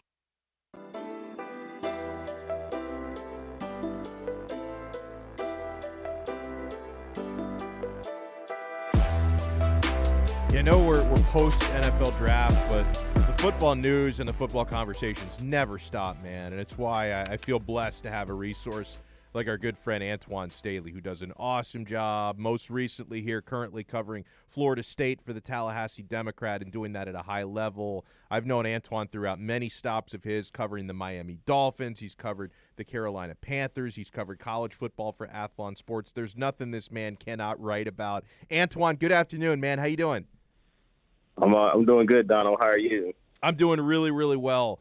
You know, Antoine, before we get into the hard-hitting stuff, yeah, I noticed this was all over Twitter. A White Castle opened in Orlando yesterday, and there was a line of cars more than a mile long, and people were waiting 4 hours to place an order. Is there any fast food? Now you've been to different spots around the country, so I'm sure you've had like a lot of regional places that may not be available everywhere. Is there any fast food you would wait 4 hours in line for? Fast food? No, not at all, man. Like I don't understand it. I don't understand how people wait in line for Chick-fil-A the way that they do. Like I got a Chick-fil-A right down the street from me. No, and then it's true because I love Chick-fil-A, but if I'm driving by and the line is a quarter mile long, I'm going to say, hey, I'll be back next time when the line's shorter, you know? Or you use the app. The smart people use the app. Good point. Yeah, you use the app and then you're good, and then they bring the food out to you within 5 minutes. Like, I don't understand why people waiting in line for Chick-fil-A when you can just use the app and it's so much easier. Now, you said no fast food, but you spent a lot of time in Carolina. If it's like elite North Carolina barbecue, are you waiting? And let's say you're out of North Carolina, but so you're in Florida and at a spot just opens up that has authentic Carolina barbecue. Are you waiting 4 hours for that? It depends on what the barbecue is. Like if they're doing like a pig, then yeah, I might wait 4 hours for that. Like roasting the pig and all that. Yeah, I would probably wait 4 hours. Other than that, probably not. But yeah, for a pig, yeah, I would definitely do that. I respect it. Antoine Staley joins us here on Onside Radio. This Aaron Rodgers saga is getting really interesting. What do we know now, and what's your prediction? Do you think Rodgers is going to end up getting traded? I mean, it's crazy how it all just came out the day of the draft, and everybody has their opinion on it. Terry Bradshaw recently called Aaron Rodgers weak and kind of whiny, which makes no sense to me because he hadn't really said anything publicly about it. His camp is saying something about it. I think it's just a combination of a lot of different things. It seems like just stuff in the organization he's tired of. Also, the fact that he doesn't feel like he's getting enough help, and he wants to win another Super Bowl. He understands they took Jordan Love, and he's going to start at some point. You cannot just draft a guy in the first round and him not playing right away. I mean, at some point, so he's going to have to play, whether it be his third year in the league or fourth year in the league, which means Aaron Rodgers is his time in Green Bay is coming to an end. He realizes that, so he would rather just get traded now and just kind of fast forward that as opposed to waiting and them just kind of playing that waiting game until he's past his prime, and then they get rid of him. So he feels like he has another good few years in him. I think he stays in Green Bay one more year, and I think they move on from him after that. They part ways. And at 37, he's still so incredibly good. I mean, he's the reigning league MVP. The MVP. Yeah, and I mean, Antoine, if you had to field a quarterback to win just one game, who do you choose between Brady, Mahomes, and Rodgers just to win one game? Oh, come on. Like, you always got to go with Tom Brady. As much as I hate to say it, but you got to go with Tom. Tom, 7 Super Bowl rings. I mean, he's showing it, time after time again. No matter if it's age 43 or age 23, he's still doing it at a high level. So you have to take Tom Brady before anybody else. Take Tom out of it. Rodgers or Mahomes? Oh, I probably would take Aaron Rodgers. I just think I think Patrick Mahomes has played on better teams, but I would take Aaron Rodgers all day. Yeah, no, I completely agree with that. Hey, Antoine, what do you think about the Dolphins draft? Actually, let me start with a specific player because don't doubt the talent whatsoever. And I really like the pick because he's a Miami guy, University of Miami. I always have a soft spot. But yeah, I know that there are some who fairly scrutinize the pick a little bit, Jalen Phillips at number 18, and it's not because of anything he does or doesn't do on the field. It's just because he's had the multiple concussion history, and people worry about that. Do you think that it was absolutely worth the gamble, or do you think it might have been too risky grabbing Jalen Phillips at number 18? I think without the medical situation, and I know it's easy to say without that, I think he was a top 10 pick. I just think he was that good and that dominant throughout the course of the season for the Hurricanes. What his ability just to kind of rush the passer to it is something that the Dolphins definitely needed, especially when you end up letting go or moving on from the Shaq Lawson. I definitely think you can plug Phillips right in there and he'll produce. And I definitely he kind of reminds me, and I said this to other people previously too, to another Miami Hurricanes player that ended up playing for the Dolphins, Olivier Vernon. Now he was taken in the third round, but I definitely think Phillips has the potential to be something of that mode, if not even better. To be honest, which is as long as he stays healthy, which I think he has a good chance of doing there. Like I say, he's just loaded with an abundance of talent, and also it was a report that the Broncos were thinking about trading back into the first round just to get him, to acquire him for their team and what they like to do. But yeah, I love the pick. I thought I know a lot of people were disappointed with they didn't take Najee Harris, but I definitely think this is the best way to go, especially with the scheme that Brian Flores and the Dolphins like to implement.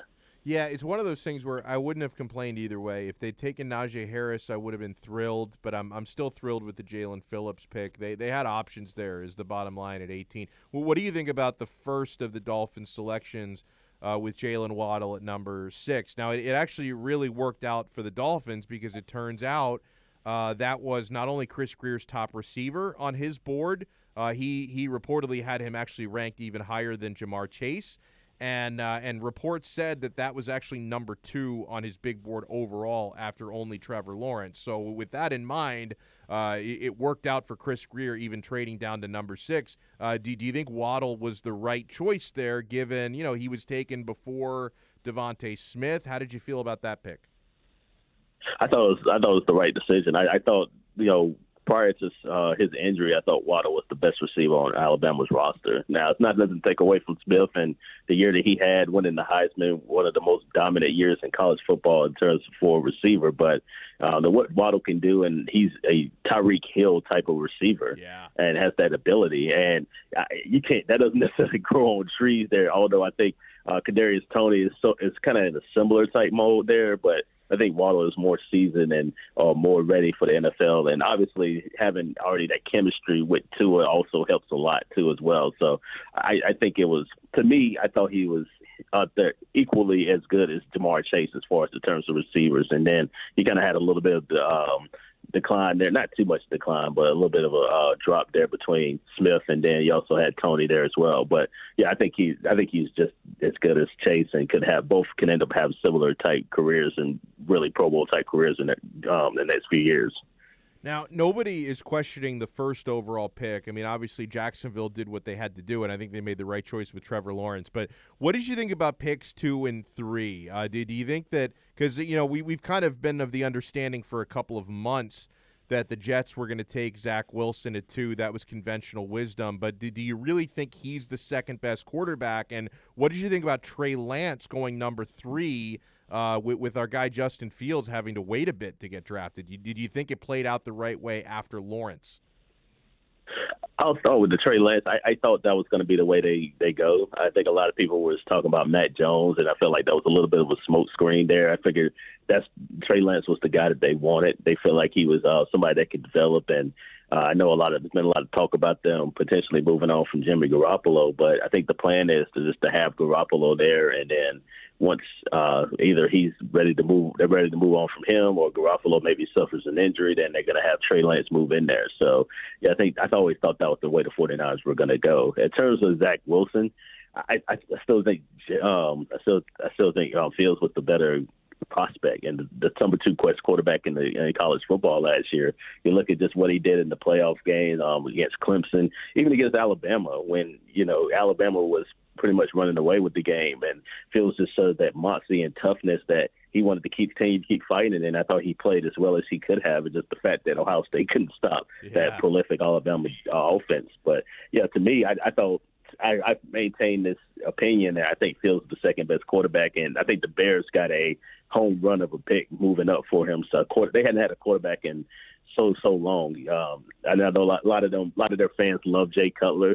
I'm not going to get into the Jay Cutler because we had to cover that situation in Miami. I enjoyed covering him like as a person, not so much as a player. Yeah, exactly. Yeah, I agree with that. Yeah, he was definitely entertaining as a person, but yeah, as a player, it was not so much at the 6-10 season. But yeah, I mean, I think the Bears got it right there. You have Andy Dalton there who can kind of groom them. But yeah, I definitely think if you're looking to upgrade the quarterback position, I think the Bears got it right, especially with a team that has a great defense like they do. I think they can potentially get back into the playoffs and maybe a little bit further, depending on how far Fields develops this year.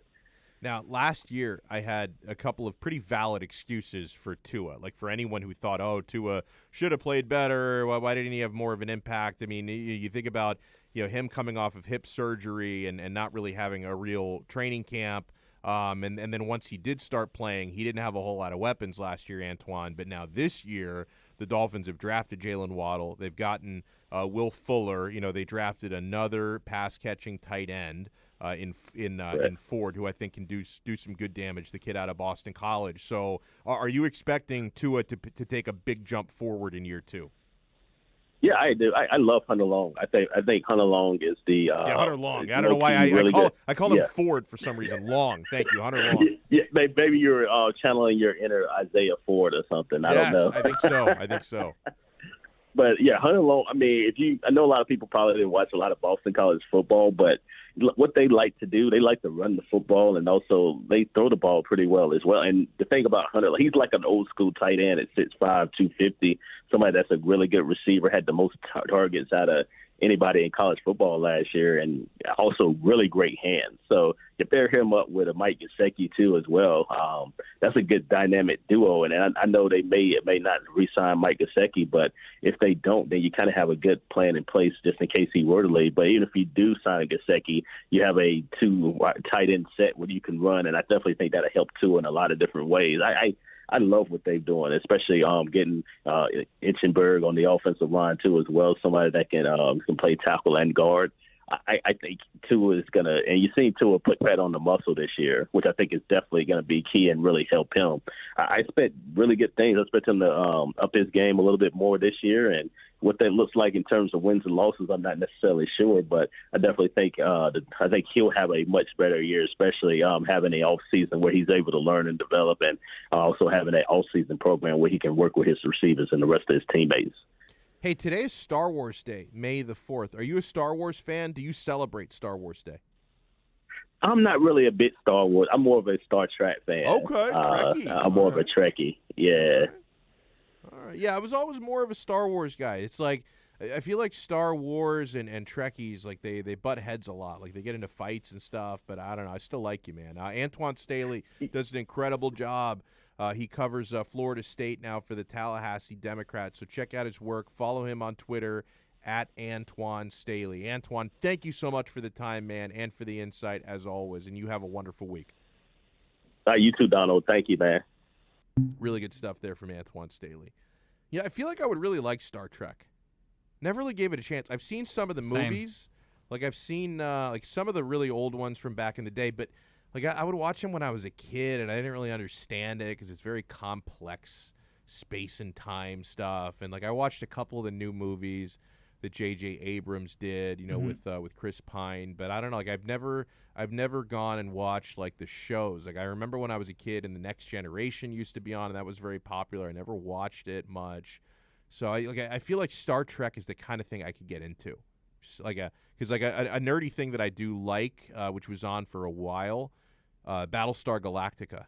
Did you watch that on Sci-Fi? That was a great freaking show. I feel like if I like that, I would like Star Trek. Maybe. You know, I know about Battlestar Galactica. I've never seen it. I do like the Star Trek movies, the newer ones. I've never got into Star Trek before. I went to watch those movies with knowing nothing about Star Trek. And I walked out of there with each movie like satisfied. They were entertaining. They were pretty good. I got a good feel of like that universe of the Star Trek world. But I just felt overwhelmed by all the different series and characters. And Star Wars has now become that too. Like Star Wars used to be very simple because up until like 6 years ago, there were 6 movies. Now there's all these TV shows, spin-offs. There's live action shows, there are cartoon shows, there's a ton more movies now because you had 3 more saga movies, you had the Han Solo movie, the Rogue One. So like Star Wars has grown exponentially within the last decade or so. So it's getting to be like Star Trek. 844-416-8123. That's 844-416-8123. It's interesting. Who's really to blame for Aaron Rodgers being unhappy? It actually has a lot to do with a rival team. This is pretty interesting. I want to get into this when we come back here on Onside Radio. Hey, every day at Onside Radio, our hosts sit down at the round table to tackle the most important local or national sports headlines. The round table is podcasted daily. Search Onside Radio on all platforms. Subscribe, rate, and review to listen to all kinds of station segments. OnsideRadio.com is the home for South Florida sports. We'll be right back to the Man of the Match with Alex Donno. You can join us on the Onside Sports Line, 888-441-4623. That's 888-441-4623. You can connect with us at OnsideRadio.com by sending us a text at 844-416-8123. Save it on your cell phone, 844-416-8123. No better place to send your comments, ask questions, win prizes. OnsideRadio.com, the only choice for the South Florida sports fan. Now that it's springtime, it's only getting hotter here in South Florida. Make sure your AC in your home or business is running smoothly by investing in a preventative maintenance plan from M&S Air Conditioning. And M&S is a Mitsubishi Diamond Elite contractor. When you purchase a new Mitsubishi electric mini split system, you'll get a 12-year warranty. Or install a high-efficiency polarized air filter in your AC unit that captures and destroys biological contaminants to improve air quality. M&S Air Conditioning have been providing prompt, honest, and reliable service for over 30 years. Schedule service or call to get more info on our preventative maintenance plans. Call 954-421-3680 or visit ac-florida.com. There are those who dedicate themselves to a sense of honor, to a life of courage, and a commitment to something greater than themselves. They have always defended this nation and each other. They still do. The few, the proud, the Marines. Hey everybody, it's Good Greek Moving and Storage, and for over 2 decades, they've been entrusted to handle all of your moving and storage needs. And now, Good Greek is the official mover of Inter Miami CF. And if Inter Miami trusts the Good Greek, you should too. For the best move ever, whether it's across town or across the country, go to GreekMoving.com. That's GreekMoving.com for Good Greek Moving and Storage, the official movers of your Inter Miami CF. Keeping you informed in the world of sports.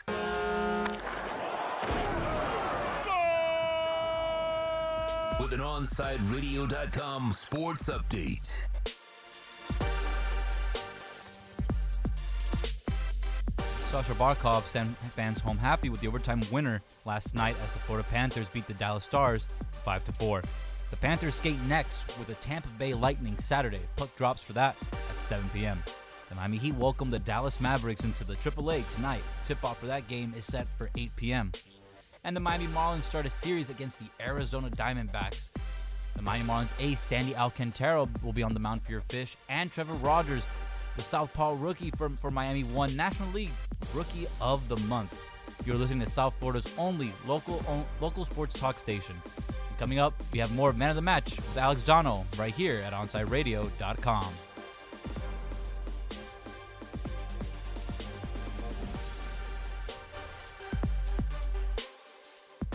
Inter Miami CF, your official furniture and mattress store, is here. City Furniture is your #1 home source for the trends you want at the prices you'll love, including exclusive City Furniture collections, the widest selection of styles, affordable home accents, mattresses starting at just $99 and more. Create the home of your dreams fast with next-day delivery, plus get 60 months special financing with no down payment. Because City Furniture is here to make it easy so everyone can live life like this, visit cityfurniture.com. Riddle me this. With all this sizzling meat and crunchy veggies nestled between toasty flatbread, who should get credit for Papa John's new papadilla? The person who invented pizza or the person who invented folding? Well, whoever it is, a tip of the tongue hat to you, sir or madam. Get a new papadilla, 4 flavors, just $6 each. Better ingredients, better pizza, better than a sandwich. Papa John's. My daughter Brinley is here at St. Jude. Coming here was literally life or death, and it was so scary. But St. Jude is fighting for one goal, like this one mission, life. And that gave us hope. We haven't received a single bill from St. Jude, so I really can just focus on what's best for Brinley. Finding cures, saving children. Learn more at stjude.org. Onside Radio, the only choice for the South Florida sports fan. Welcome back to the Man of the Match with Alex Donno. You can reach out anytime on the Onside Sports Line, 888-441-4623. That's 888-441-4623.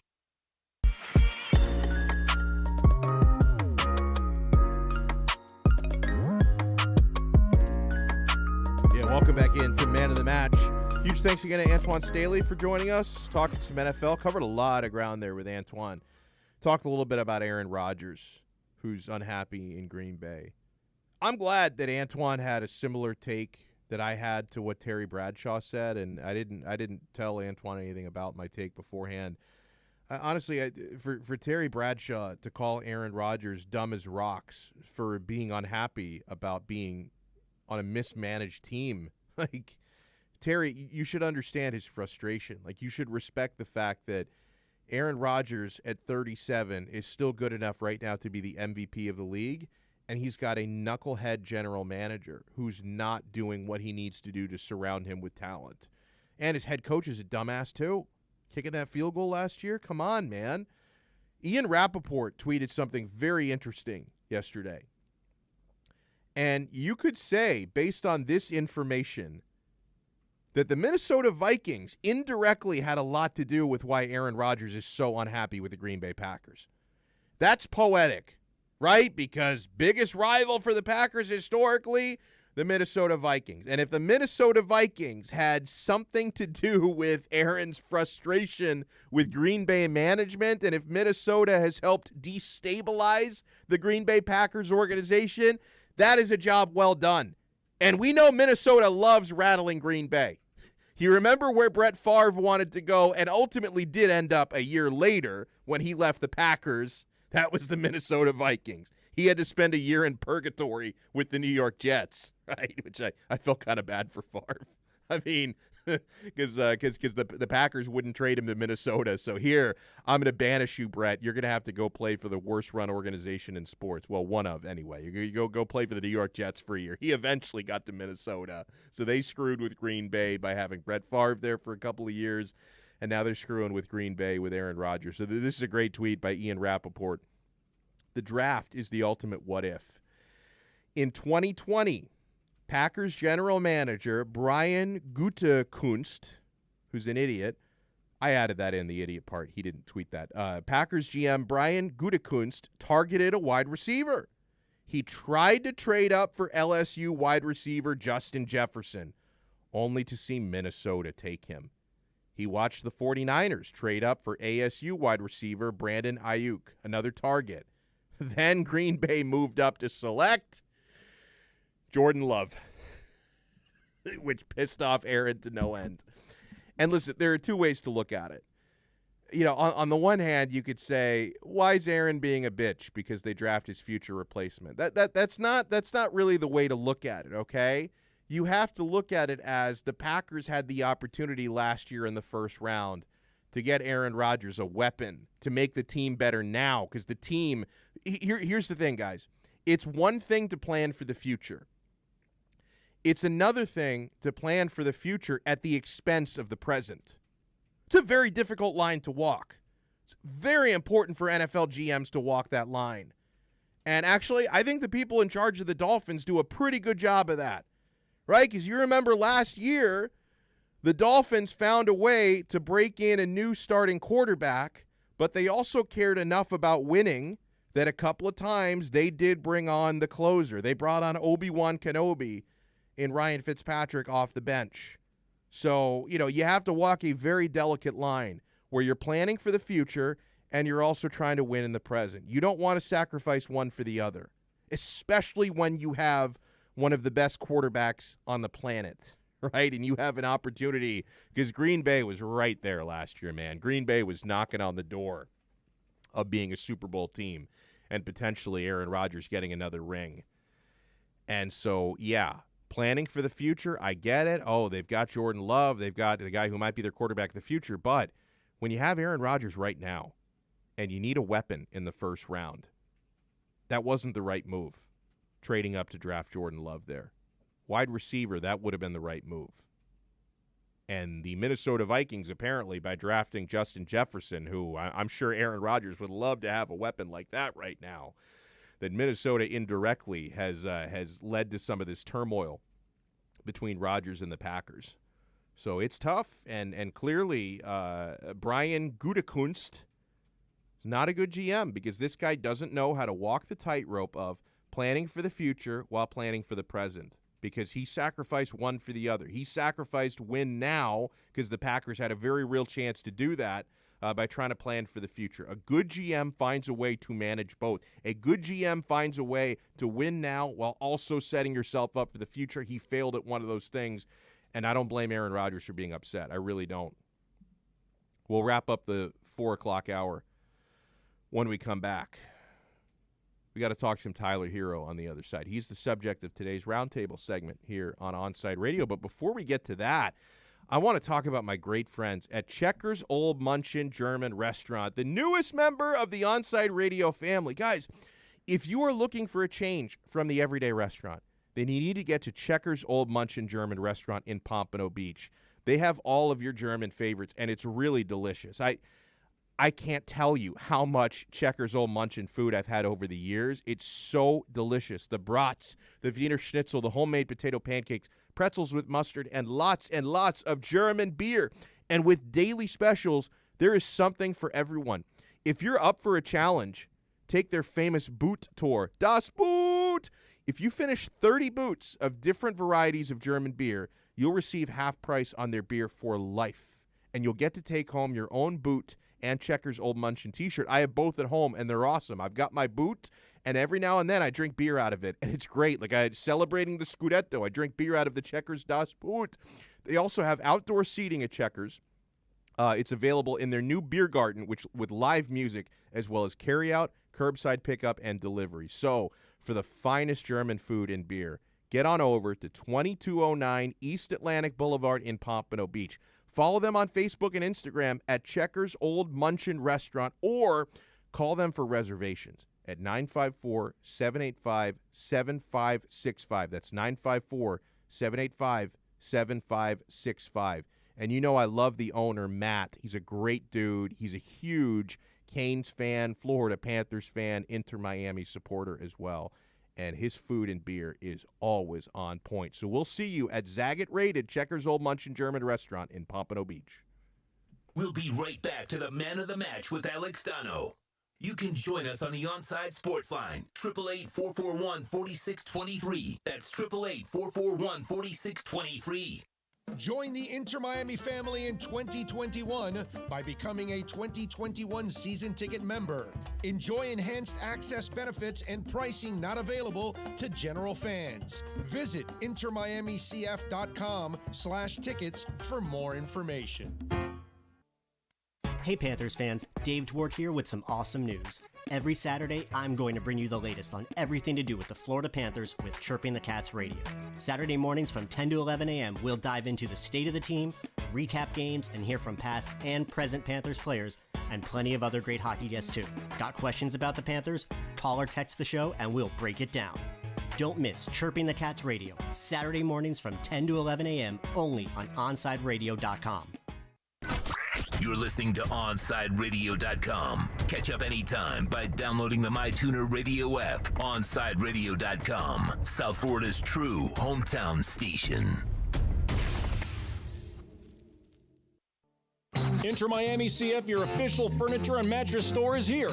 City Furniture is your #1 home source for the trends you want at the prices you'll love, including exclusive City Furniture collections, the widest selection of styles, affordable home accents, mattresses starting at just $99 and more. Create the home of your dreams fast with next-day delivery, plus get 60 months special financing with no down payment. Because City Furniture is here to make it easy so everyone can live life like this, visit cityfurniture.com. If you missed Onside Zone with Big O, you missed. You know where the Krispy Kreme is at? Yeah, I know okay, exactly because what you're talking remember, about. fat people use food places as landmarks. That's what we do, okay? Hey, you're going over there? Listen, you go a mile down, you turn a left on the Kentucky Fried Chicken, and then you go down about 3 more blocks, there's a Tijuana Flats, make a right, 1 block down, it's right next to the 7-Eleven. That's a fat person, guaranteed. No, dude, it's 3 miles down right next to the Carvel. That's fat people for you. That's we love food. We know our landmarks. The Onside Zone with Big O, only on OnsideRadio.com. You're listening to the station with more live and local sports talk than anyone else in South Florida. OnsideRadio.com. Broadcasting from South Florida to the world. Can I get a captain? Captain and what? Captain and Ginger. I can't hear you. Captain and Ginger. He was a captain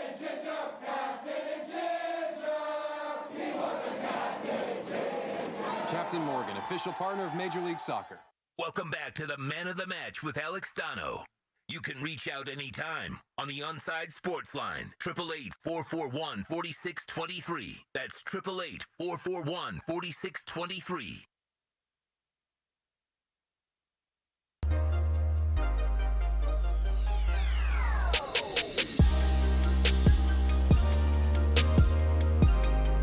Yeah, every day here on OnsideRadio.com, all of our hosts step into the round table.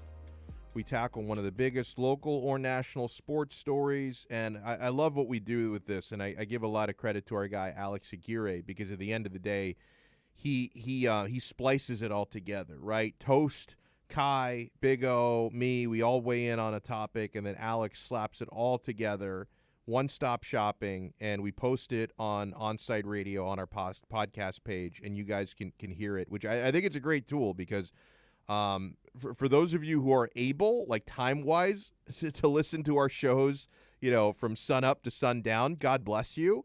I know a lot of you, though, you're available for certain parts of the day. If you're listening to me, maybe you didn't hear Toast in the morning, or you hear Toast, you don't hear Big O and me, so I think it's kind of cool that you can listen to all of the hosts weigh in on something every single day. So the roundtable for today, after a whirlwind rookie season, Tyler Hero has had a rough sophomore year. Last year, everyone thought Tyler had all-star potential.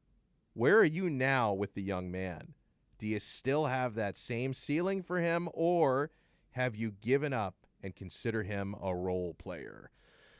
On Tyler Hero, I'm a little bit worried we're starting to lose this guy mentally. He tweets out yesterday, quote, this is one of those sub-tweets where it's obvious Tyler is hearing the noise around him. He's hearing what fans are saying. He's hearing what Ira Winderman and Ethan Skolnick reported about him a few weeks ago right here on Onside Radio, that the Miami Heat are concerned about him focusing so much on off-court stuff. The endorsements, the Chipotle commercials, the rap songs, everything else he's got going on, the cereal, and we're losing him a little bit as a basketball player. I now think we're losing Tyler emotionally a little bit. Remember, this is a young guy, just turned 21, right? It's a very young age to have this much fame and pressure thrown on you. Tyler Hero tweets out yesterday, it's not my fault if I don't meet ya likeness, he says. So right there, you start to get concerned about what fans think and say about you. I worry we're starting to lose this guy a little bit. I would strongly recommend Tyler Hero. If you're going to be on social media, hit and runs. You don't have to read every comment. Post your tweets, post your promotional material, interact with your friends, the people you trust, your DMs, whatever you got going. If you start to read the shit talk that random people are posting about you and you let it get in your head, as he's clearly doing, I worry we're going to start to lose this guy. Now, the reality with Tyler Hero, huge drop-off in production this year from his rookie season. Huge drop-off in availability. And I get it. Foot injuries can be tricky. He's going to miss his 6th straight game tonight with a foot injury. I would encourage Tyler Hero to look at what Kendrick Nunn has been doing. Kendrick Nunn has been making a lot of people forget about Tyler Hero. This guy has been on an incredible streak lately. Kendrick Nunn is a guy who, undrafted, has had some turbulence in his career, was second in Rookie of the Year voting last year, has been incredible over the past couple of months. Like, Tyler Hero needs to focus on Kendrick Nunn's work ethic and a little bit less on his feelings and on his social media. Like, I'm honestly getting a little bit worried about Tyler Hero. I think he was a bit of a flash in the pan last year. Thrived on the bubble. I'm not saying Tyler can't be a really good player in this league. He can. But I am saying he's not going to meet the expectations a lot of you had for him. I'm actually a little bit disappointed the way that Pat Riley has valued him. I think overvalued him and coddled him a little bit too much. Tyler probably could have and should have been traded for a better player by this point. So, no, I don't think Tyler Hero is going to ever reach your expectation as being a perennial all-star. I think Tyler Hero is going to be a really good sixth man in this league. Really good role player. You're never going to be talking about Tyler Hero being the best, second best, or even third best player on a championship team. That's not going to be him. Can he be an excellent role player on a championship level team? Yes. But Tyler Hero, It's not too late, man. 21 years old, the world is your oyster. Focus less on mean tweets and mean reports. Focus more on getting healthy and on recreating the mental state that you had in the bubble last year, because you weren't lashing out at people on Twitter a year ago. It's not too late, man. It's really not. But no, I'm not that high on Hero. And to be honest, over the past few months, I've not been as high on Tyler Hero as some of you. I would have traded this kid a couple of times by now, if we're being real. A beautiful boy, Tyler Hero. I'm a Kendrick Nunn fan. That guy's earning it. Tyler Hero, I'm not so sure right now. All right, we'll officially get the 5 o'clock hour underway when we come back here on OnSideRadio.com. Yeah, I feel kind of bad we don't have any stories about $1 million worth of methamphetamines today. Like that was a pretty crazy thing that we had for you yesterday. But I do have something very interesting, a prediction for Alex Rodriguez's next relationship. We'll have that and more for you when we come back here on OnSideRadio.com. Hey, Saturdays from 1 to 3 p.m., baseball fans can go deep into the count with our main guy, Alex Aguirre and Christian Chase. Catch the show that talks Marlins and all the big stories in the major leagues. Every Saturday from 1 to 3, Seamheads have a new home. Listen to Deep Into the Count exclusively at OnSideRadio.com. We'll be right back to the Man of the Match with Alex Donno. You can join us on the Onside Sports Line, 888-441-4623. That's 888-441-4623. You're listening to OnSideRadio.com. Catch up anytime by downloading the Radio.net app. OnSideRadio.com, South Florida's true hometown station. Hey, it's Toast, and when I got PGT custom windows and doors installed at my house last year from B&T Windows and Doors, I knew that I was protecting my house when it came to hurricanes, but I was also investing in my house. My value went up. My home insurance cost went down. Yeah, I can now get more for my house when I sell it because I have PGT custom windows and doors installed courtesy of my buddies at B&T Windows and Doors. Just another reason why you should upgrade your house today. Give them a call, 954-233-0126. That's 954-233-0126, B&T Windows and Doors. Hey everybody, it's Good Greek Moving and Storage, and for over 2 decades, they've been entrusted to handle all of your moving and storage needs. And now, Good Greek is the official mover of Inter Miami CF. And if Inter Miami trusts the Good Greek, you should too. For the best move ever, whether it's across town or across the country, go to GreekMoving.com. That's GreekMoving.com for Good Greek Moving and Storage, the official movers of your Inter Miami CF. Miami Dolphins fans can always count on the best coverage at OnSideRadio.com. Every week, keep up with your favorite team as Dolphins writer Omar Kelly joins us with exclusive reports. And when news breaks, catch the EJDConstruction.com Miami Dolphins report on the home for Dolphins fans everywhere, OnSideRadio.com. You're listening to the flagship station of Inter Miami CF, OnSideRadio.com. Follow us on social media at OnSide Radio. Welcome back to the Man of the Match with Alex Donno. It's all yours. Just keep it right here. You can reach out anytime on the Onside Sports Line, 888-441-4623. That's 888-441-4623. Yeah, 5 o'clock hour, a Man of the Match here on OnSideRadio.com. Congratulations to Manchester City.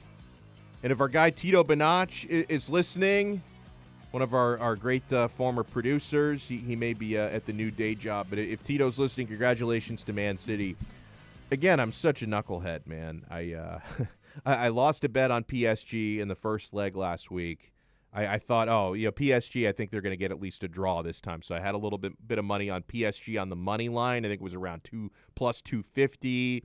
And I had some money on a draw at plus 235. Manchester City wins 2-0. Cool as you like, comfortable. They move on 4-1 on aggregate, dispatching the Parisians in the oil rumble, as we've called it, because both teams have oil money with their ownership. So huge win for Man City. And I didn't get a chance to watch a lot of the game here. It was on while we were on the air. But from what I understand, my guy, a former Inter Milan captain, Mauro Icardi, who I don't let the door hit you on your way out. When he left Inter a couple of years ago, I was thrilled because the guy, he just creates so many media circuses, him and his ridiculous wife. So Icardi, apparently, first half, he was the starting striker, didn't touch the ball once. Not a single touch. He ended up getting subbed off 61 minutes. I don't know. He might have had a couple of touches in the second half, but not one touch in the first. The guy was a ghost, right? And that was one of the things. When Icardi used to play for Inter up until 2 seasons ago, we replaced him with Romelu Lukaku, who's been just fantastic. I know Manchester United fans didn't like him, but that club was a mess while he was there. He's doing very, very well now. So we replaced Icardi with Lukaku, and when Icardi was on Inter, yeah, he scored a lot of goals, but if that guy's not scoring, he's not contributing. He's a poacher. His conversion rate is great when you can put him on the end of crosses. Very good in the air. He's tall, good headers, good volleys. Can finish well in the box. But if you expect him to do anything in the build-up, the guy's worthless. Can't dribble, can't pass. All he can do is snipe. All he can do is finish chances when they're put on a silver platter for him. And Inter, they sold him because he was 1 year on loan at PSG, and then they officially made the move permanent last year. And I think it was like 50 million euros that they sold him for. Highway robbery. I mean, that was great business. I know that like a year or two prior to that, some people thought maybe he's worth over 100 million euros when he was scoring a lot of goals. But based on his recent form in Paris, dreadful. At 50 million euros for him, they got that money with ski masks on because he's been really brutal this year at PSG. So even though I lost my bets, I will still say congratulations because we do have a few Manchester City fans who we're close with. My buddy Josh Webb is a big Man City fan. Tito, Chris Whittingham is a Man City supporter. I feel like Chris has to keep that a little bit on the down low because he hosts a Chelsea podcast, which is weird. I don't know if I could. I don't know if I could host a show about one of the rival teams. It's weird. If somebody asked me, "Can you do a New York Jets podcast?" I'd say I'd get lost. Right? I don't know how he's able to do that, but I respect it because he and Mike Ryan host the Mic'd Up Chelsea podcast, and it's very successful. It's got a lot of listeners, and of course, a lot of the American soccer bros, they love Chelsea because of Christian Pulisic. So all the bandwagon Americans just climb on board the Chelsea train, man.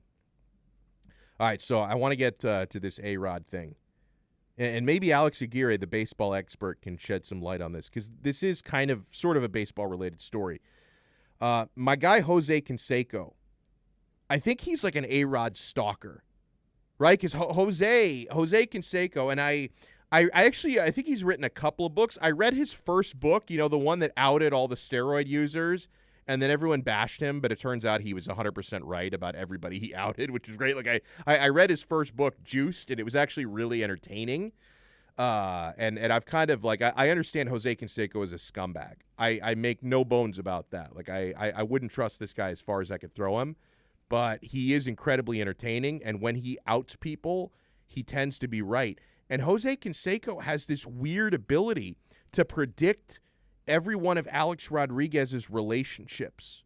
Okay, so I saw this update on thebiglead.com. So a couple things we know.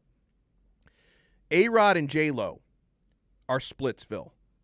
Now, if you follow J-Lo, that's no surprise. She can't keep a man. Okay, I mean, J-Lo has been married, 17 times? She's got more rings than Tom Brady. She's been engaged 100 times. It's J-Lo and breakup are two words that have been typed in the same sentence 50,000 times. No surprise there. And, A-Rod has had, since he was married for a while, but since his marriage, he's had a ton of different relationships, had a ton of girlfriends. And so Jose Canseco, they write, has seemingly been keeping tabs on everything Alex Rodriguez does for years now. And he's made yet another bold prediction about A-Rod's personal life. So we know that A-Rod and J-Lo have split.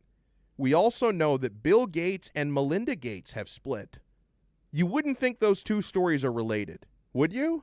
Maybe they are. Just crazy. What do Bill Gates and Melinda Gates have in common with A-Rod and J-Lo? Just wait. So Rodriguez and J-Lo recently announced that they have ended their engagement, okay?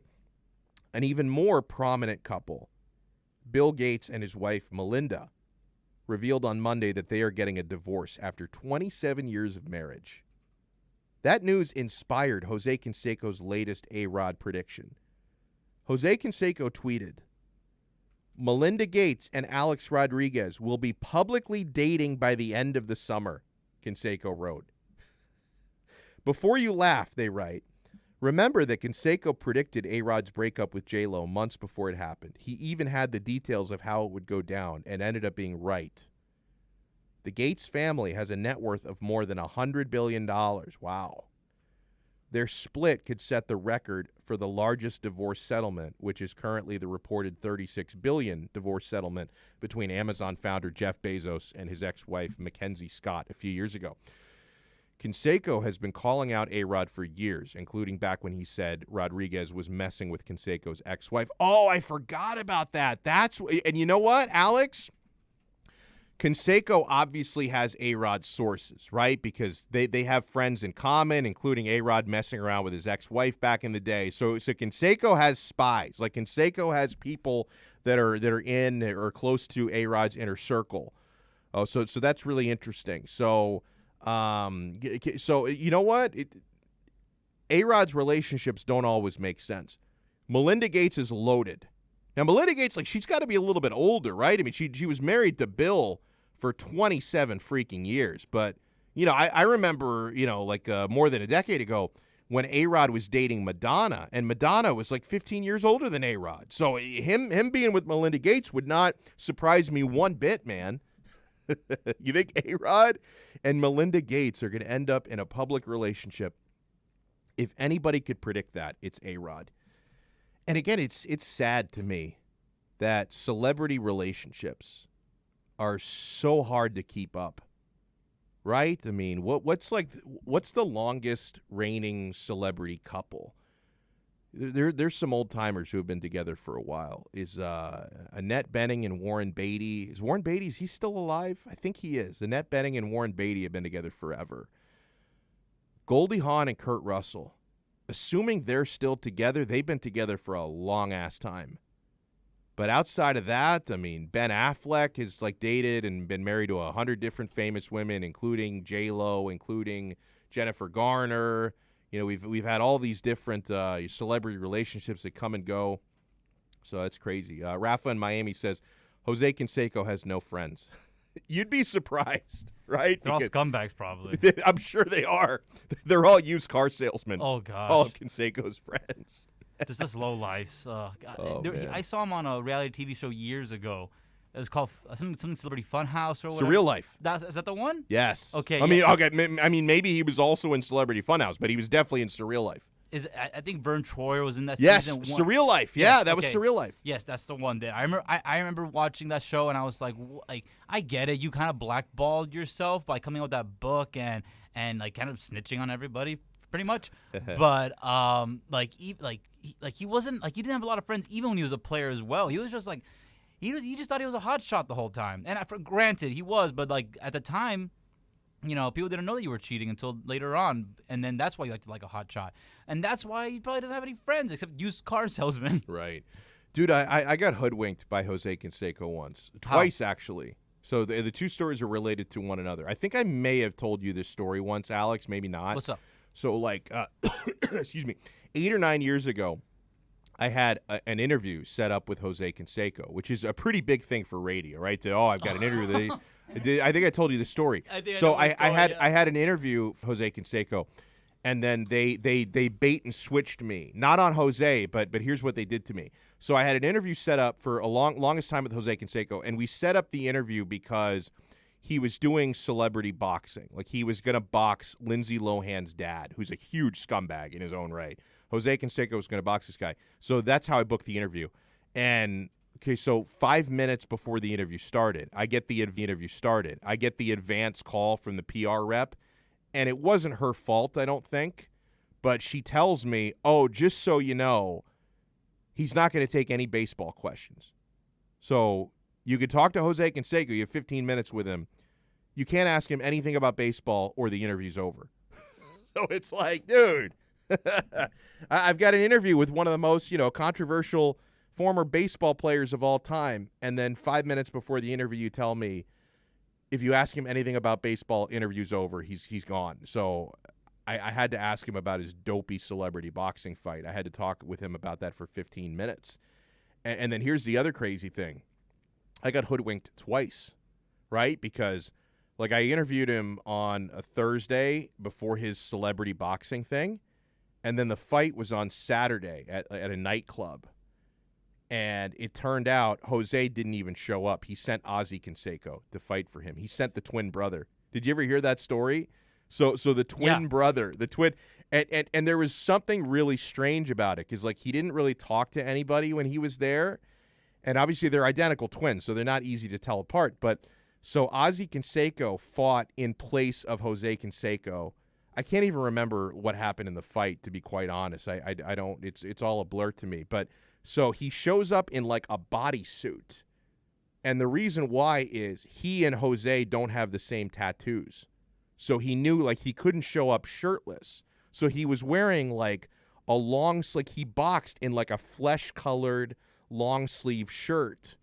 So it was like, well, what does he wear? Like, what is that get up? Like, why, it's boxing. Why is he not shirtless?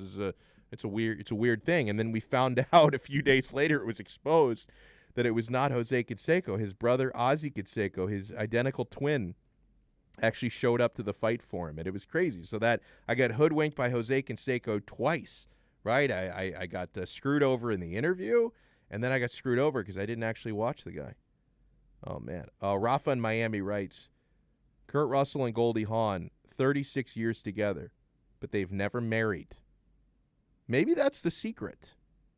Now, once you're together for that long, they call it a common law marriage. So, like, you're kind of considered married even though you never actually had the ceremony or whatever. You never signed the papers. So it's like it's considered a common law marriage. But, yeah, 36 years together. So they've been living in sin for that long, eh? Oh, man. Raging Dolphin Maniac. Actually, no, it was Rosendo who initially asked us. And welcome Rosendo into the chat, by the way. He hopped on a little while ago. Rosendo says, good afternoon, Donno. Good point. Wonder if you think, hold on. He asked something before. Well, he asked, I can't find the exact question, but I can paraphrase it here. He was asking me if Tua has a disappointing second year, would the Dolphins consider drafting a quarterback next year? I don't see why not. I mean, I hope it doesn't come to that.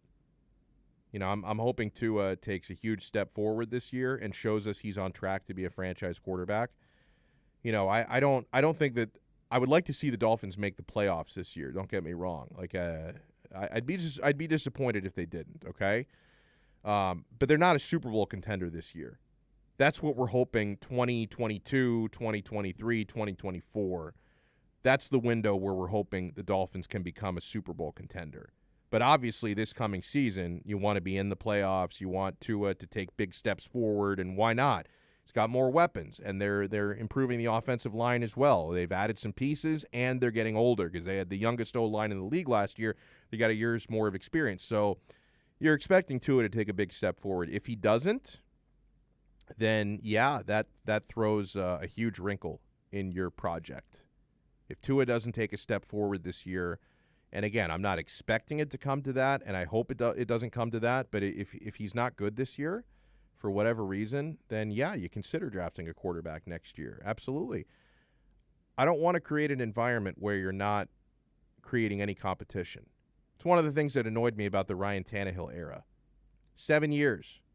You never had a threat to take over for him. Like, you never had anyone to really push him.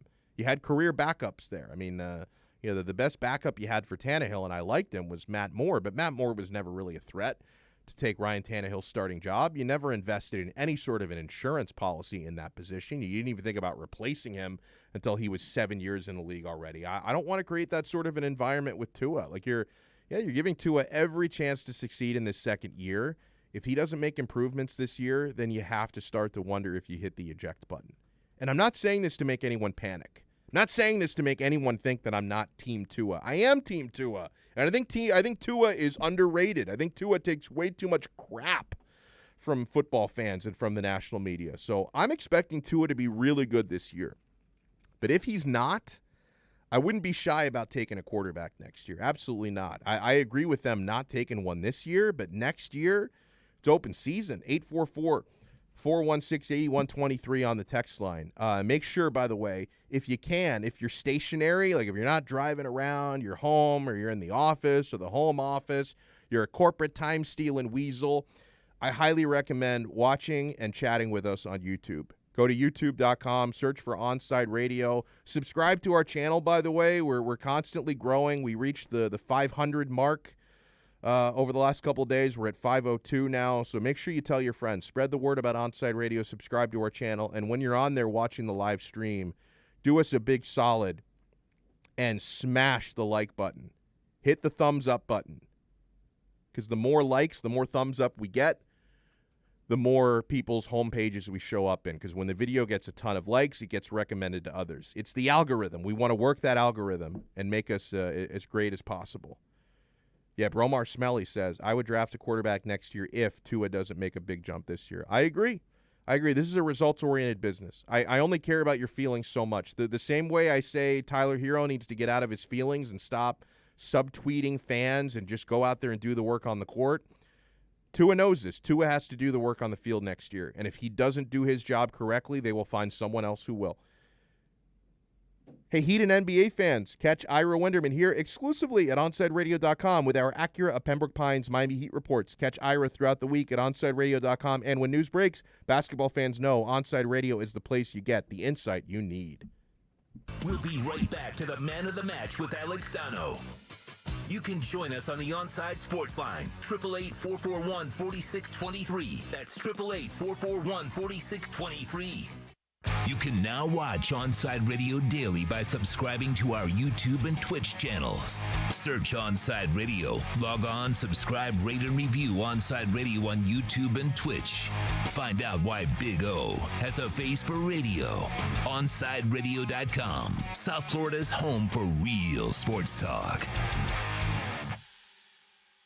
If you're looking for a change from the everyday restaurant, then you need to get to Checkers Old Munchin German Restaurant in Pompano Beach. Brats, Wiener Schnitzel, homemade potato pancakes, pretzels with mustard, and lots of German beer. Take their famous Boot Tour Challenge, and there's now outdoor seating available in their new beer garden with live music. Follow them on Facebook and Instagram at Checkers Old Munchin Restaurant, or call them for reservations or pickup at 954-785-7565.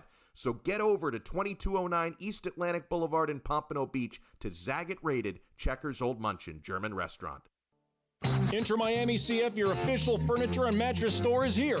City Furniture is your #1 home source for the trends you want at the prices you'll love, including exclusive City Furniture collections, the widest selection of styles, affordable home accents, mattresses starting at just $99 and more. Create the home of your dreams fast with next-day delivery, plus get 60 months special financing with no down payment. Because City Furniture is here to make it easy so everyone can live life like this, visit cityfurniture.com. I'm Ryan Seacrest. First responders are people who stand for a greater purpose. They will be there for you when nobody else is, to help you, your family, your community. This is their selfless promise. This is their sworn duty, to protect, to serve, to help. They put themselves in harm's way for us. They come to the rescue at times when we need them most. First responders are making enormous personal sacrifices to keep showing up for us and fighting the good fight. Nearly 70% of all firefighters are volunteers. That means when they get injured or quarantined, they may not have a way to pay their rent or keep their family safe and fed. No matter who you are or where you live, when you call 911 and ask for help, first responders show up. Now, let's show up for the people who show up for us every day and every night. Go to firstrcf.org and make a difference today. You're listening to the station with more live and local sports talk than anyone else in South Florida. OnsideRadio.com. Broadcasting from South Florida to the world. You're listening to OnsideRadio.com. Catch up anytime by downloading the MyTuner Radio app. OnsideRadio.com. South Florida's true hometown station. Welcome back to the Man of the Match with Alex Donno. Check this out. You can reach out anytime on the Onside Sports Line, 888-441-4623. That's 888-441-4623. Yeah, with you until 6 o'clock here on OnsideRadio.com, Man of the Match. So I don't know how I feel about this. Bromar Smelly writes, you can probably get Deshaun Watson for peanuts now. Give Houston a second and a third round pick. Sit Watson for a year. Let everyone forget he's a perv. Now, honestly, I don't want any part of it. This guy to me is a creep. I don't want him representing my franchise. I mean, this guy doesn't seem to understand. Like, okay, whether or not he raped anybody, that's still up for debate, and we don't know, right? That's going to be determined by the courts. Okay, I don't know if he actually committed sexual assault. Very obvious to me, though, this creep can't tell the difference between a massage appointment and an escort service, because every time he booked a massage, he was specifically targeting predator, behavior here. He was targeting beautiful women who, listen, I mean, being a beautiful woman is not a crime. Like, it's just, I'm sorry, these women take care of themselves. I would assume that they're trying to make a legitimate living as a massage therapist. It doesn't give some creep the license to say, hey, I specifically targeted a beautiful woman to give me a massage, and I'm going to try to turn it into sex. It's creepy. Whether or not this guy is a rapist, I don't know. But it's still predatory, creepy behavior, especially from someone who is a good-looking, rich, famous professional athlete. This guy shouldn't need, to book massage therapists and try and con them into having sex with him. Like, he should have plenty of resources to meet women legitimately and not have to do the creepy things he did. So I'm not a fan. Let me just get that out of the way. Now, if any team were to land Deshaun Watson, I don't want him representing my organization. First ground rule when he gets traded is, Deshaun, we have one masseuse for you. His name is Hans.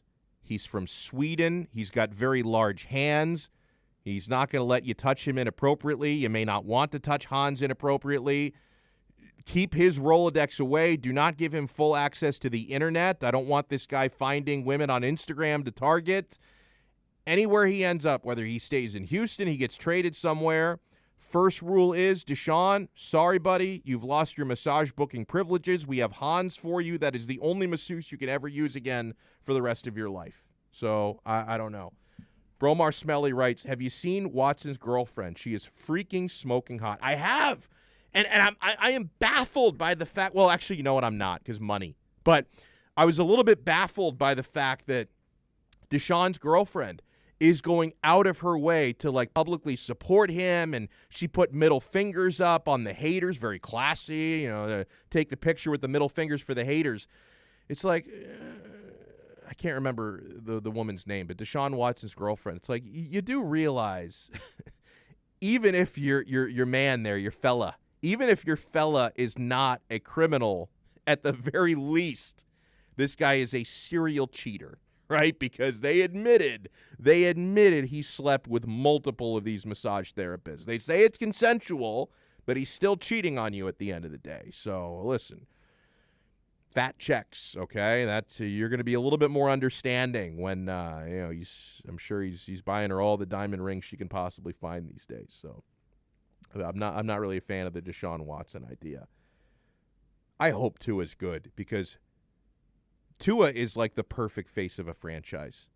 Now, I say that, I tread lightly, because I know a couple months ago they could have said the same thing about Deshaun Watson, because he looked squeaky clean. We didn't have any red flags on that guy until the lawsuits. We didn't have any red flags on Watson until the lawsuits started to pile up. So you never know for sure. But everything I know about Tua Tagovailoa is family-oriented, God-fearing young man, very humble, right? Because you never hear Tua talk himself up. You never hear him brag, which I really love that, especially in a team sport. I can understand why boxers and MMA fighters will get a little bit obnoxious, because you're selling yourself, right? I mean, Tua is a Miami Dolphin. The Miami Dolphins are an NFL institution that have been around since 1966, right? They're going to be around a lot longer than Tua Tagovailoa is going to be on the team. The Dolphins aren't going anywhere. Like, you don't have to be an obnoxious, shameless self-promoter when you're playing a team sport for, a well-known franchise like that. But, if you're a professional boxer, you're a prize fighter, you're a mixed martial arts fighter, unfortunately, controversy sells, and you're a one-man franchise, so you do what you have to do. But as far as a face of the franchise goes, Tua seems perfect, right? I mean, this guy, and again, I tread lightly because we've seen, we had no idea what Tiger Woods had going on before the incident with Elin Nordegren, and then we found out all the side pieces that he had. But Tua Tagovailoa to me seems like the ultimate role model, and I hope he ends up being great on the field because that's the sort of guy that I want representing my franchise. I'm happy he's a Dolphin. This is a funny story about the New York Jets. And, these sort of things happen. So, the New York Jets, you remember, drafted 2 players named Michael Carter. They drafted the running back out of North Carolina, and they drafted the defensive back out of Duke. Michael Carter is the North Carolina player. Michael Carter II is the Duke player. And this is interesting. Robert Saleh, their head coach, said this. When the Jets selected Carter, the running back, the graphic that came up on television profiling the player was the defensive back. Then Jets head coach Robert Saleh had to make sure that they turned in the right draft card. Now, they did, but can you imagine if they drafted the wrong guy? That would have been so New York. Yeah, you know what? And honestly, my theory is they drafted both just to make sure they had the right one. That's my theory. That would be so Jets because, you draft one Michael Carter. They put the wrong graphic on TV. I think they drafted the other Michael Carter just to make sure they had the one they wanted. Robert Saleh said, when we took Michael Carter, the running back, ESPN threw up Michael Carter II on the screen, and we were like, whoa, wait a minute. And we checked the notes and made sure we made the right pick, Saleh said on a conference call to reporters after the draft. But lucky for us, Michael Carter II ended up falling to us, and we were able to scoop him up. So, like I said, we're excited to have them both. Again, I think they drafted the other Michael Carter just to make sure they had the right one. Once the second Michael Carter was selected, the North Carolina running back had a hilarious way of greeting him. At least they had fun at each other's expense. Michael Carter tweeted to the second, "What's up, twin?" And then Michael Carter II responded, "What's good?" So I like that. That's really funny, man. Yeah, can you imagine? I mean, 2 players with the exact same name. Imagine if they had actually screwed that up. It's crazy. It reminds me of, I'm sure Alex Aguirre is not old enough to remember this, but we're talking like 16, 17 years ago. Fantasy football used to be kind of an underground thing because the NFL did not embrace it. Like, they only started embracing it like a decade ago probably.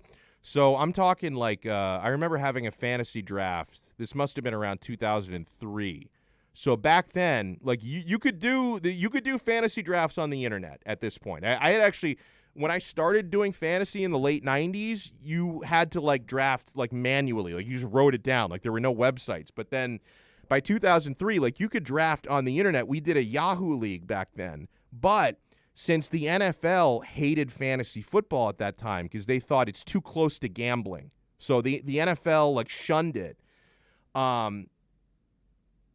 Sites like Yahoo that did fantasy drafts could not use the full name of players, and they could not use the actual team names. So if you were drafting Andre Johnson of the Houston Texans, what it said on Yahoo was A. Johnson of Houston.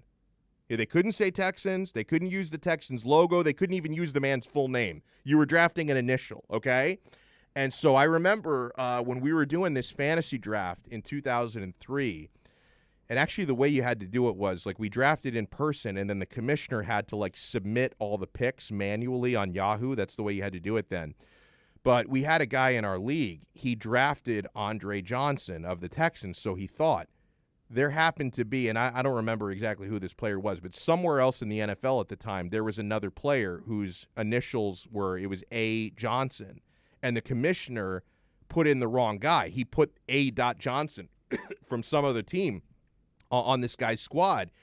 And, some shark in our league realized, because he was on, like, the free agent wire, he's like, oh, crap, Andre Johnson is available, so he picked him up. And then it was a whole controversy because the commissioner had to pull the real Andre Johnson off of this guy's team who picked him up off of free agency and put him on the team that drafted him. And the guy who picked him up was angry because he's like, hey, he was available. I took him. I didn't do anything wrong. The commissioner was like, no, I screwed up. It was a whole thing. But back in those days, the NFL shunned fantasy football, and you didn't have full names for players. You didn't have team logos, anything like that.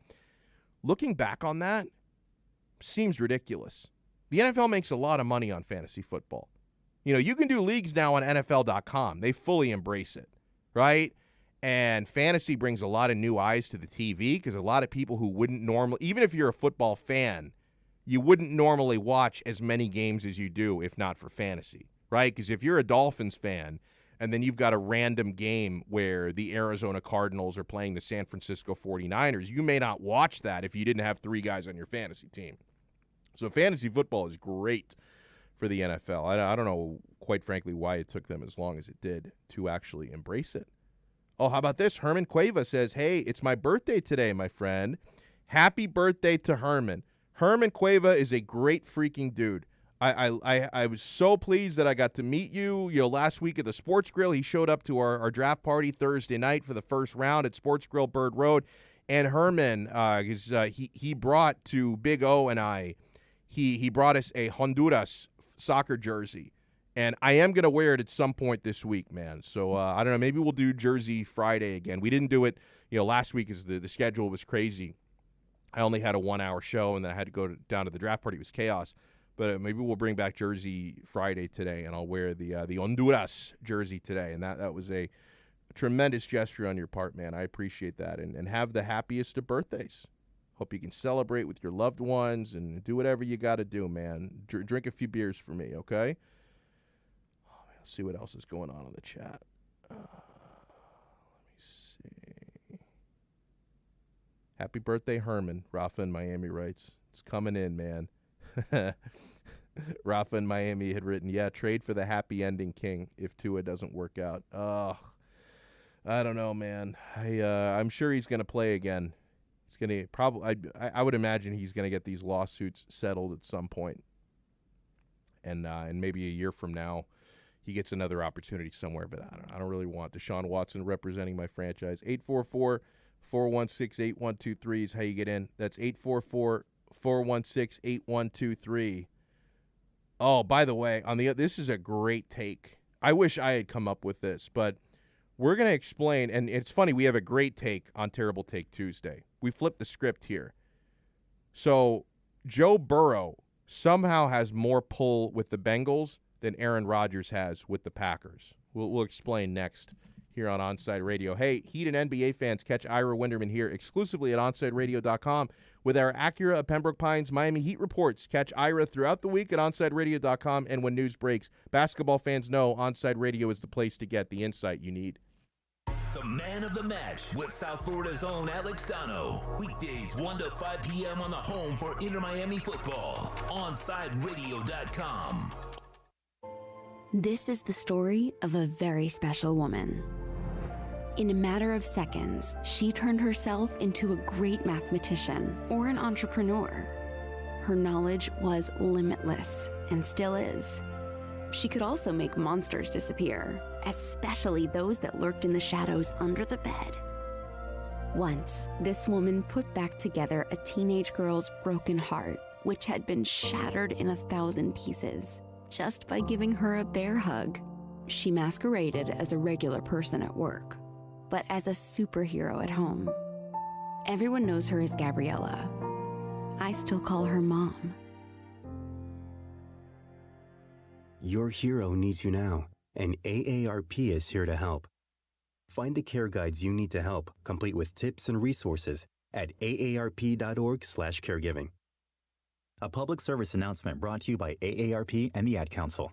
Hey, hon, what you doing with your phone? Taking pictures? No, I'm asking it questions. Like what? Hey, Bobo, do flowers have best friends? I'm sorry. I'm afraid I don't know that.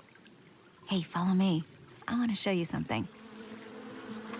Look, flowers do have best friends. Whoa, Some answers can only be found in nature. Discover the unsearchable. Visit discovertheforest.org to find a trail near you. Brought to you by the United States Forest Service and the Ad Council. If you missed Onside Zone with Big O, you missed. She's kind of young, so I don't know. She may not be into Van Halen much. Let's see. Hey, Ruthie, good afternoon. Are you a Van Halen fan? You know, I just had to Google Van Halen. I'm not going to lie to you. I just literally have it on my computer right now. The Onside Zone with Big O. Weekdays 11 to 1 p.m. Only on OnsideRadio.com. Keeping you informed in the world of sports.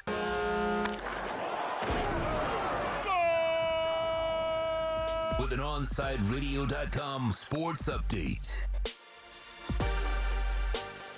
Sasha Barkov sent the fans home happy with another overtime winner as the Florida Panthers beat the Dallas Stars last night 5-4.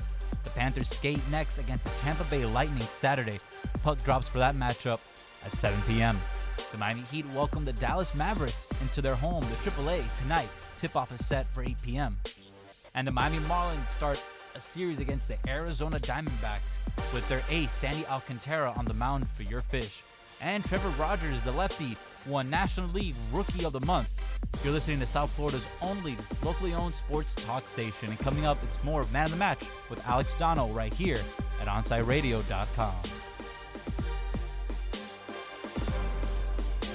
You're listening to the only sports station in South Florida that likes to take your calls. 888-441-4623. We connect with a South Florida sports fan because we are South Florida. Locally owned and operated. 888-441-4623. OnsideRadio.com. South Florida's home for real sports talk. Look out, world, we're getting strong. The future's here and we belong. She can STEM, she can do more. Like build a rocket and watch it soar. Clean the oceans and make the world a better place. Oh, she can STEM, so can you. Find a cure, invent something new. There's no challenge in the world that she can't face. She can STEM. Learn more at She Can STEM. A message brought to you by the Ad Council. You're listening to OnsideRadio.com. Catch up anytime by downloading the MyTuner Radio app. OnsideRadio.com, South Florida's true hometown station. Welcome back to the Man of the Match with Alex Donno.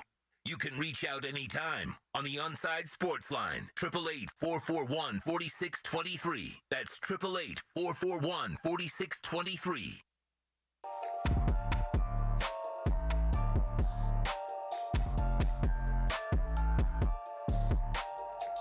By the way, huge shout out and thanks again to my pal Solo D from Miami Sports Music and Steven Daniels for stopping by studio with me on Friday. Like we had, I encourage you guys to check out the podcast if you missed it because we were really shooting the shit, talking some Dolphins. We recapped the first round on Friday. I only had an hour show on Friday because it was a quick turnaround. I had the hour show here in studio from 3 to 4, and then I hauled butt down to Sports Grill Bird Road.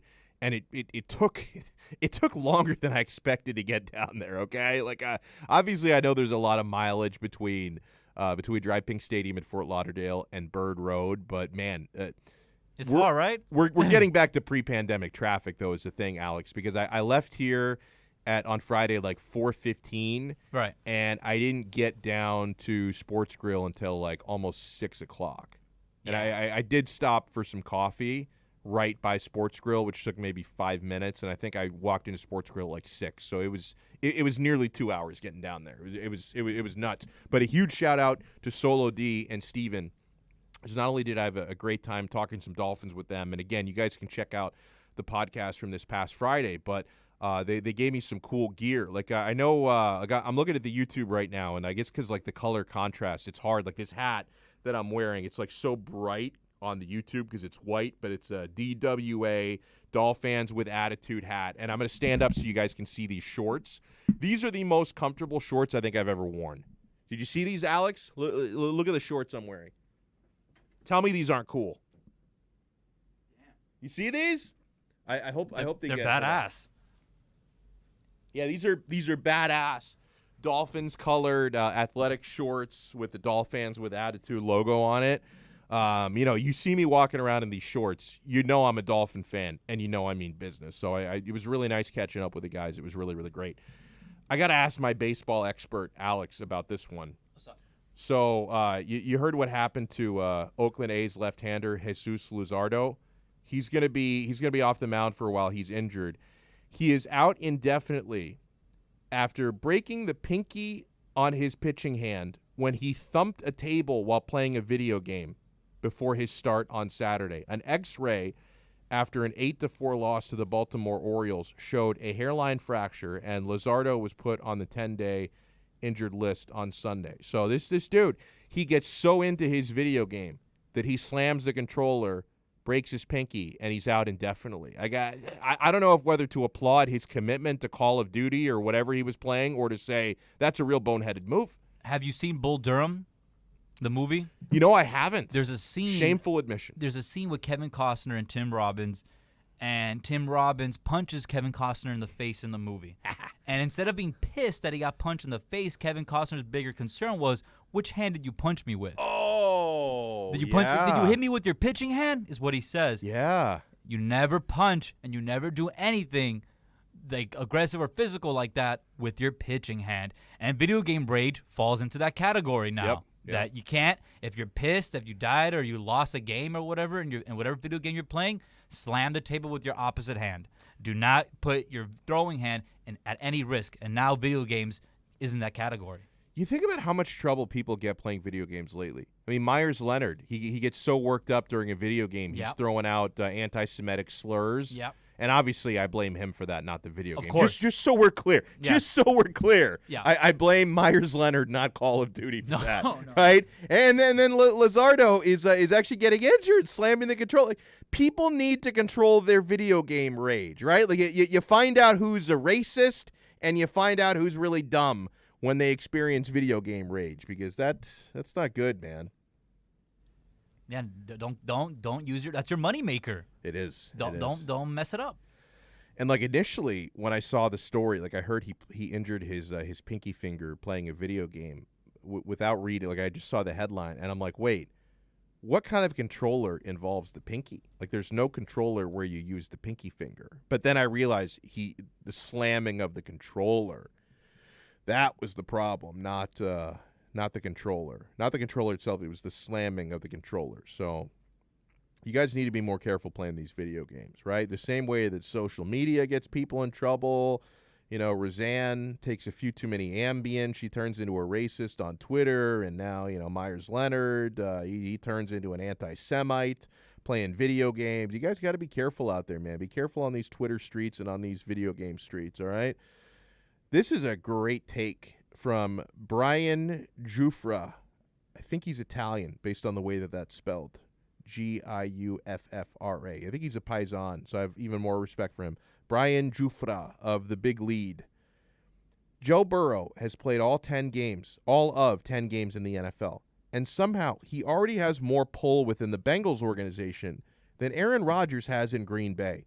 He's right, by the way.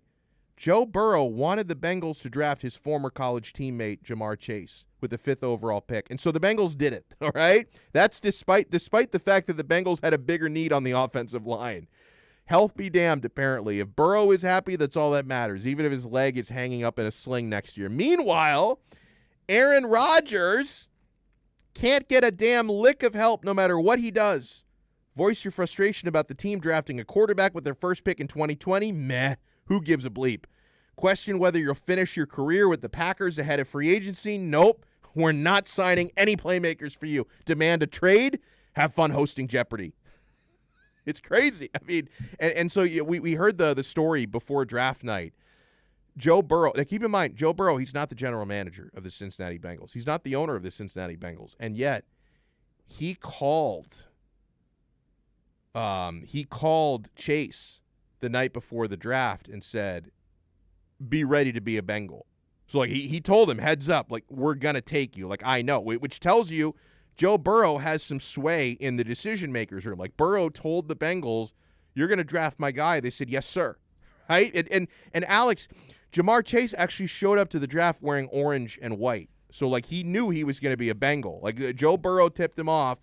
So how come Joe Burrow, who's played 10 games in the NFL and has proven nothing, is actually has influence in the Bengals, and Aaron Rodgers, who's been playing for like 17 years and is one of the greatest quarterbacks ever, they won't even listen to him. Now, I'm not necessarily saying the Bengals should give that much influence to a player. That's not a well-run organization. But come on. Aaron Rodgers has earned more respect. Why is Joe Burrow getting more respect than Aaron Rodgers? It's crazy. I think it's desperateness from the Bengals as well. It's like, we got our franchise guy. Let's not piss him off, because that's been a trend in the NFL, especially pissed off quarterbacks, pissed off wide receivers, wanting to get the hell out of there. So maybe they're trying something different in terms of pleasing their star player, but I don't agree with that either. Going fully, letting him know everything. But on the other side, on the other spectrum, is how the Packers are treating Aaron Rodgers, and I feel like there is definitely a middle ground that a front office can inform and fill in their star player about what are their plans, and then they can talk about it. You know, at the end of the day, like, you're running a business and a team. Why would you leave out your star player from any discussions in order to and like, you know, unless you're trying to get rid of him, unless you're trying to trade him, you're not going to tell him anything. But, and especially a player like Aaron Rodgers, like, why would you not tell him anything? Hey, we want to try to help you out, get you another receiver, or try to protect, get a better O-line for you. Who do you like? Who's somebody you like in the draft? That doesn't mean they're gonna pick that player for you, but they want, like, at least getting your input is the amount of respect he definitely deserves. I agree wholeheartedly. Joseph Rodriguez in the YouTube chat says, I cracked my phone slamming my controller down next to me on the couch. Whole screen went black. By the way, I was playing Madden, shaking my head. You know, I do know people who have damaged property in video game rage. I knew somebody years ago who, this was, I'll tell you how long ago this was. This was before you had flat screens. So it was like an old school TV, and a buddy of mine, like, threw his, I don't know if it was like maybe like a Sega Dreamcast controller, like a PlayStation 2 controller or something. Like, he threw it at the TV, and it cracked his TV screen. That was way back in the day. But people have damaged property. I had, when I was in a fraternity in college, we had a TV with an Xbox on it, and we would play NCAA, which is superior to Madden back in the day. The NCAA video game, it's going to come back pretty soon, within the next couple of years. But we used to play NCAA football, and this one dude, Dave, would, if he lost a game of NCAA football, he would go nuclear. Like, he would slam the freaking controller. He would, like, throw cushions off the couch. He would throw a freaking fit. Like, it was crazy. Like, for me, if I win or I lose, whatever. I'm having fun. I'm playing a video game. Like, who cares? All right? It's a video game. What do I care if I lose? I'm happy to win. Don't get me wrong. But, I mean, come on. 844-416-8123. Oh, I'm so glad he cleared this up, because Rafa in Miami originally posted. He said, wow, Juwan Howard torn ACL out for the season. I'm like, Juwan Howard torn out for the season? And then he corrected it. Juwan James, the former Miami Dolphins offensive tackle. Juwan Howard tore his ACL coaching the sidelines in Michigan. I mean, that's happened before. I've seen coaches get injuries, like, or bumping into players. Yeah. That happens. Crazy things have happened. So it's not Juwan Howard. Juwan James, torn ACL, out for the season. Injury happened off-site, and the Broncos don't have to pay him his $10 million salary. That's per Adam Schefter. See, that sucks, man. You suffer a freak injury, and it's not like, you know, that A's pitcher who broke his pinky finger playing PlayStation. You know, he doesn't lose a cent from that, right? Because he guaranteed money, and now freaking Juwan James can't get paid next year. That sucks. 844-416-8123 is the number. That's 844-416-8123. We will wrap up this episode of Man of the Match when we come back. Udonis Haslem is not happy about the play-in format. We'll get to that as we wrap it up next here on the only locally owned sports station in South Florida. We are OnSideRadio.com. The Man of the Match with South Florida's own Alex Donno. Weekdays 1 to 5 p.m. on the home for Inter Miami football. OnSideRadio.com. Look out, world, we're getting strong. The future's here and we belong. She can STEM, she can do more. Like build a rocket and watch it soar. Or clean the oceans and make the world a better place. Oh, she can STEM, so can you. Find a cure, invent something new. There's no challenge in the world that she can't face. She can STEM. Learn more at She Can STEM. A message brought to you by the Ad Council. When you're looking for curtains and blinds to create a space of your own, look no further than Bandalux. Bandalux can tailor your space to your needs. Create the atmosphere and ambiance you desire. We invite you to discover it at Bandalux.com. Explore our new solar control systems, range of sustainable fabrics, and energy-efficient solutions that can improve your well-being and quality of life. Witness Bandalux Beauty. Go to Bandalux.com or follow them on Instagram at Bandalux_official. For a personal experience, A Shade Above Window Fashions in Davie and Sunrise is an official Bandalux partner. Ashiro's work is never done. You care for the house, the kids, and our future. We're so grateful for all you do. Now, it's time to care for yourself and save a little more for retirement.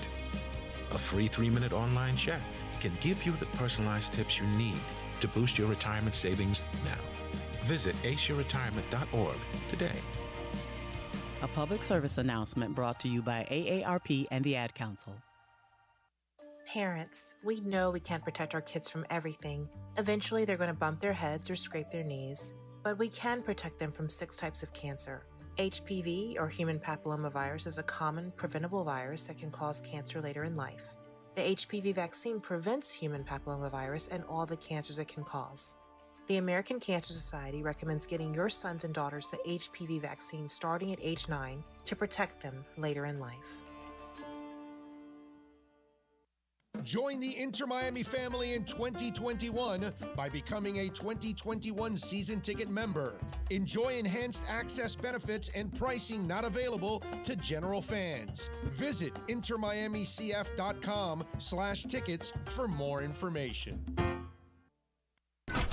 You're listening to OnsideRadio.com. Catch up anytime by downloading the MyTuner Radio app. OnsideRadio.com, South Florida's true hometown station. You're listening to the station with more live and local sports talk than anyone else in South Florida. OnsideRadio.com, broadcasting from South Florida to the world.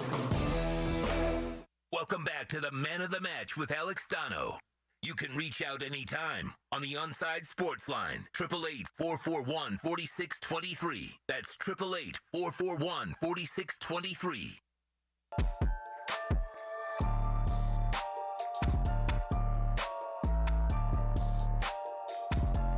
It is a little ironic that Udonis Haslem, who hasn't played all year, has a problem with the play-in format in the NBA. But listen, he's looking out for his teammates, right? I mean, Udonis Haslem he's like the ambassador from the locker room. He says on the play-in, I don't want to be in it.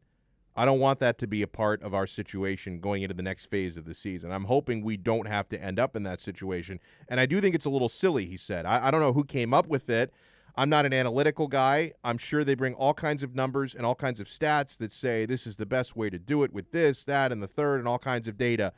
And I'll be like, oh, okay, but that doesn't matter to me, he said. And he closed with saying, and I appreciate this part of his attitude, unlike LeBron James, who's trying to get people fired. LeBron James, who makes maybe billions, is trying to get someone less fortunate than him fired, which is shameful. Udonis Haslem said, whatever you want to do, put it in front of us, and we'll figure it out. So at least he accepts it, unlike communist Chinese sympathizer LeBron James, who does not accept it.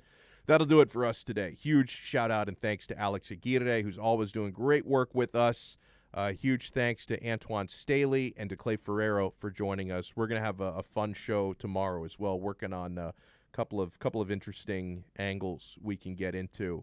And I think, by the way, our guy Mike No Go Zones is going to join us to talk about his episode that he just put out from Afghanistan, which is very fascinating to me. So I'm gonna work that out. We'll talk a lot of sports tomorrow as well. We'll talk to you guys tomorrow here. Hey, over the last 30 years, South Florida fans have always been able to count on one radio show that gives you the brutal honesty you need. Orlando Alzagari in the Onside Zone daily from noon to 3 p.m. exclusively at OnsideRadio.com. You're listening to the flagship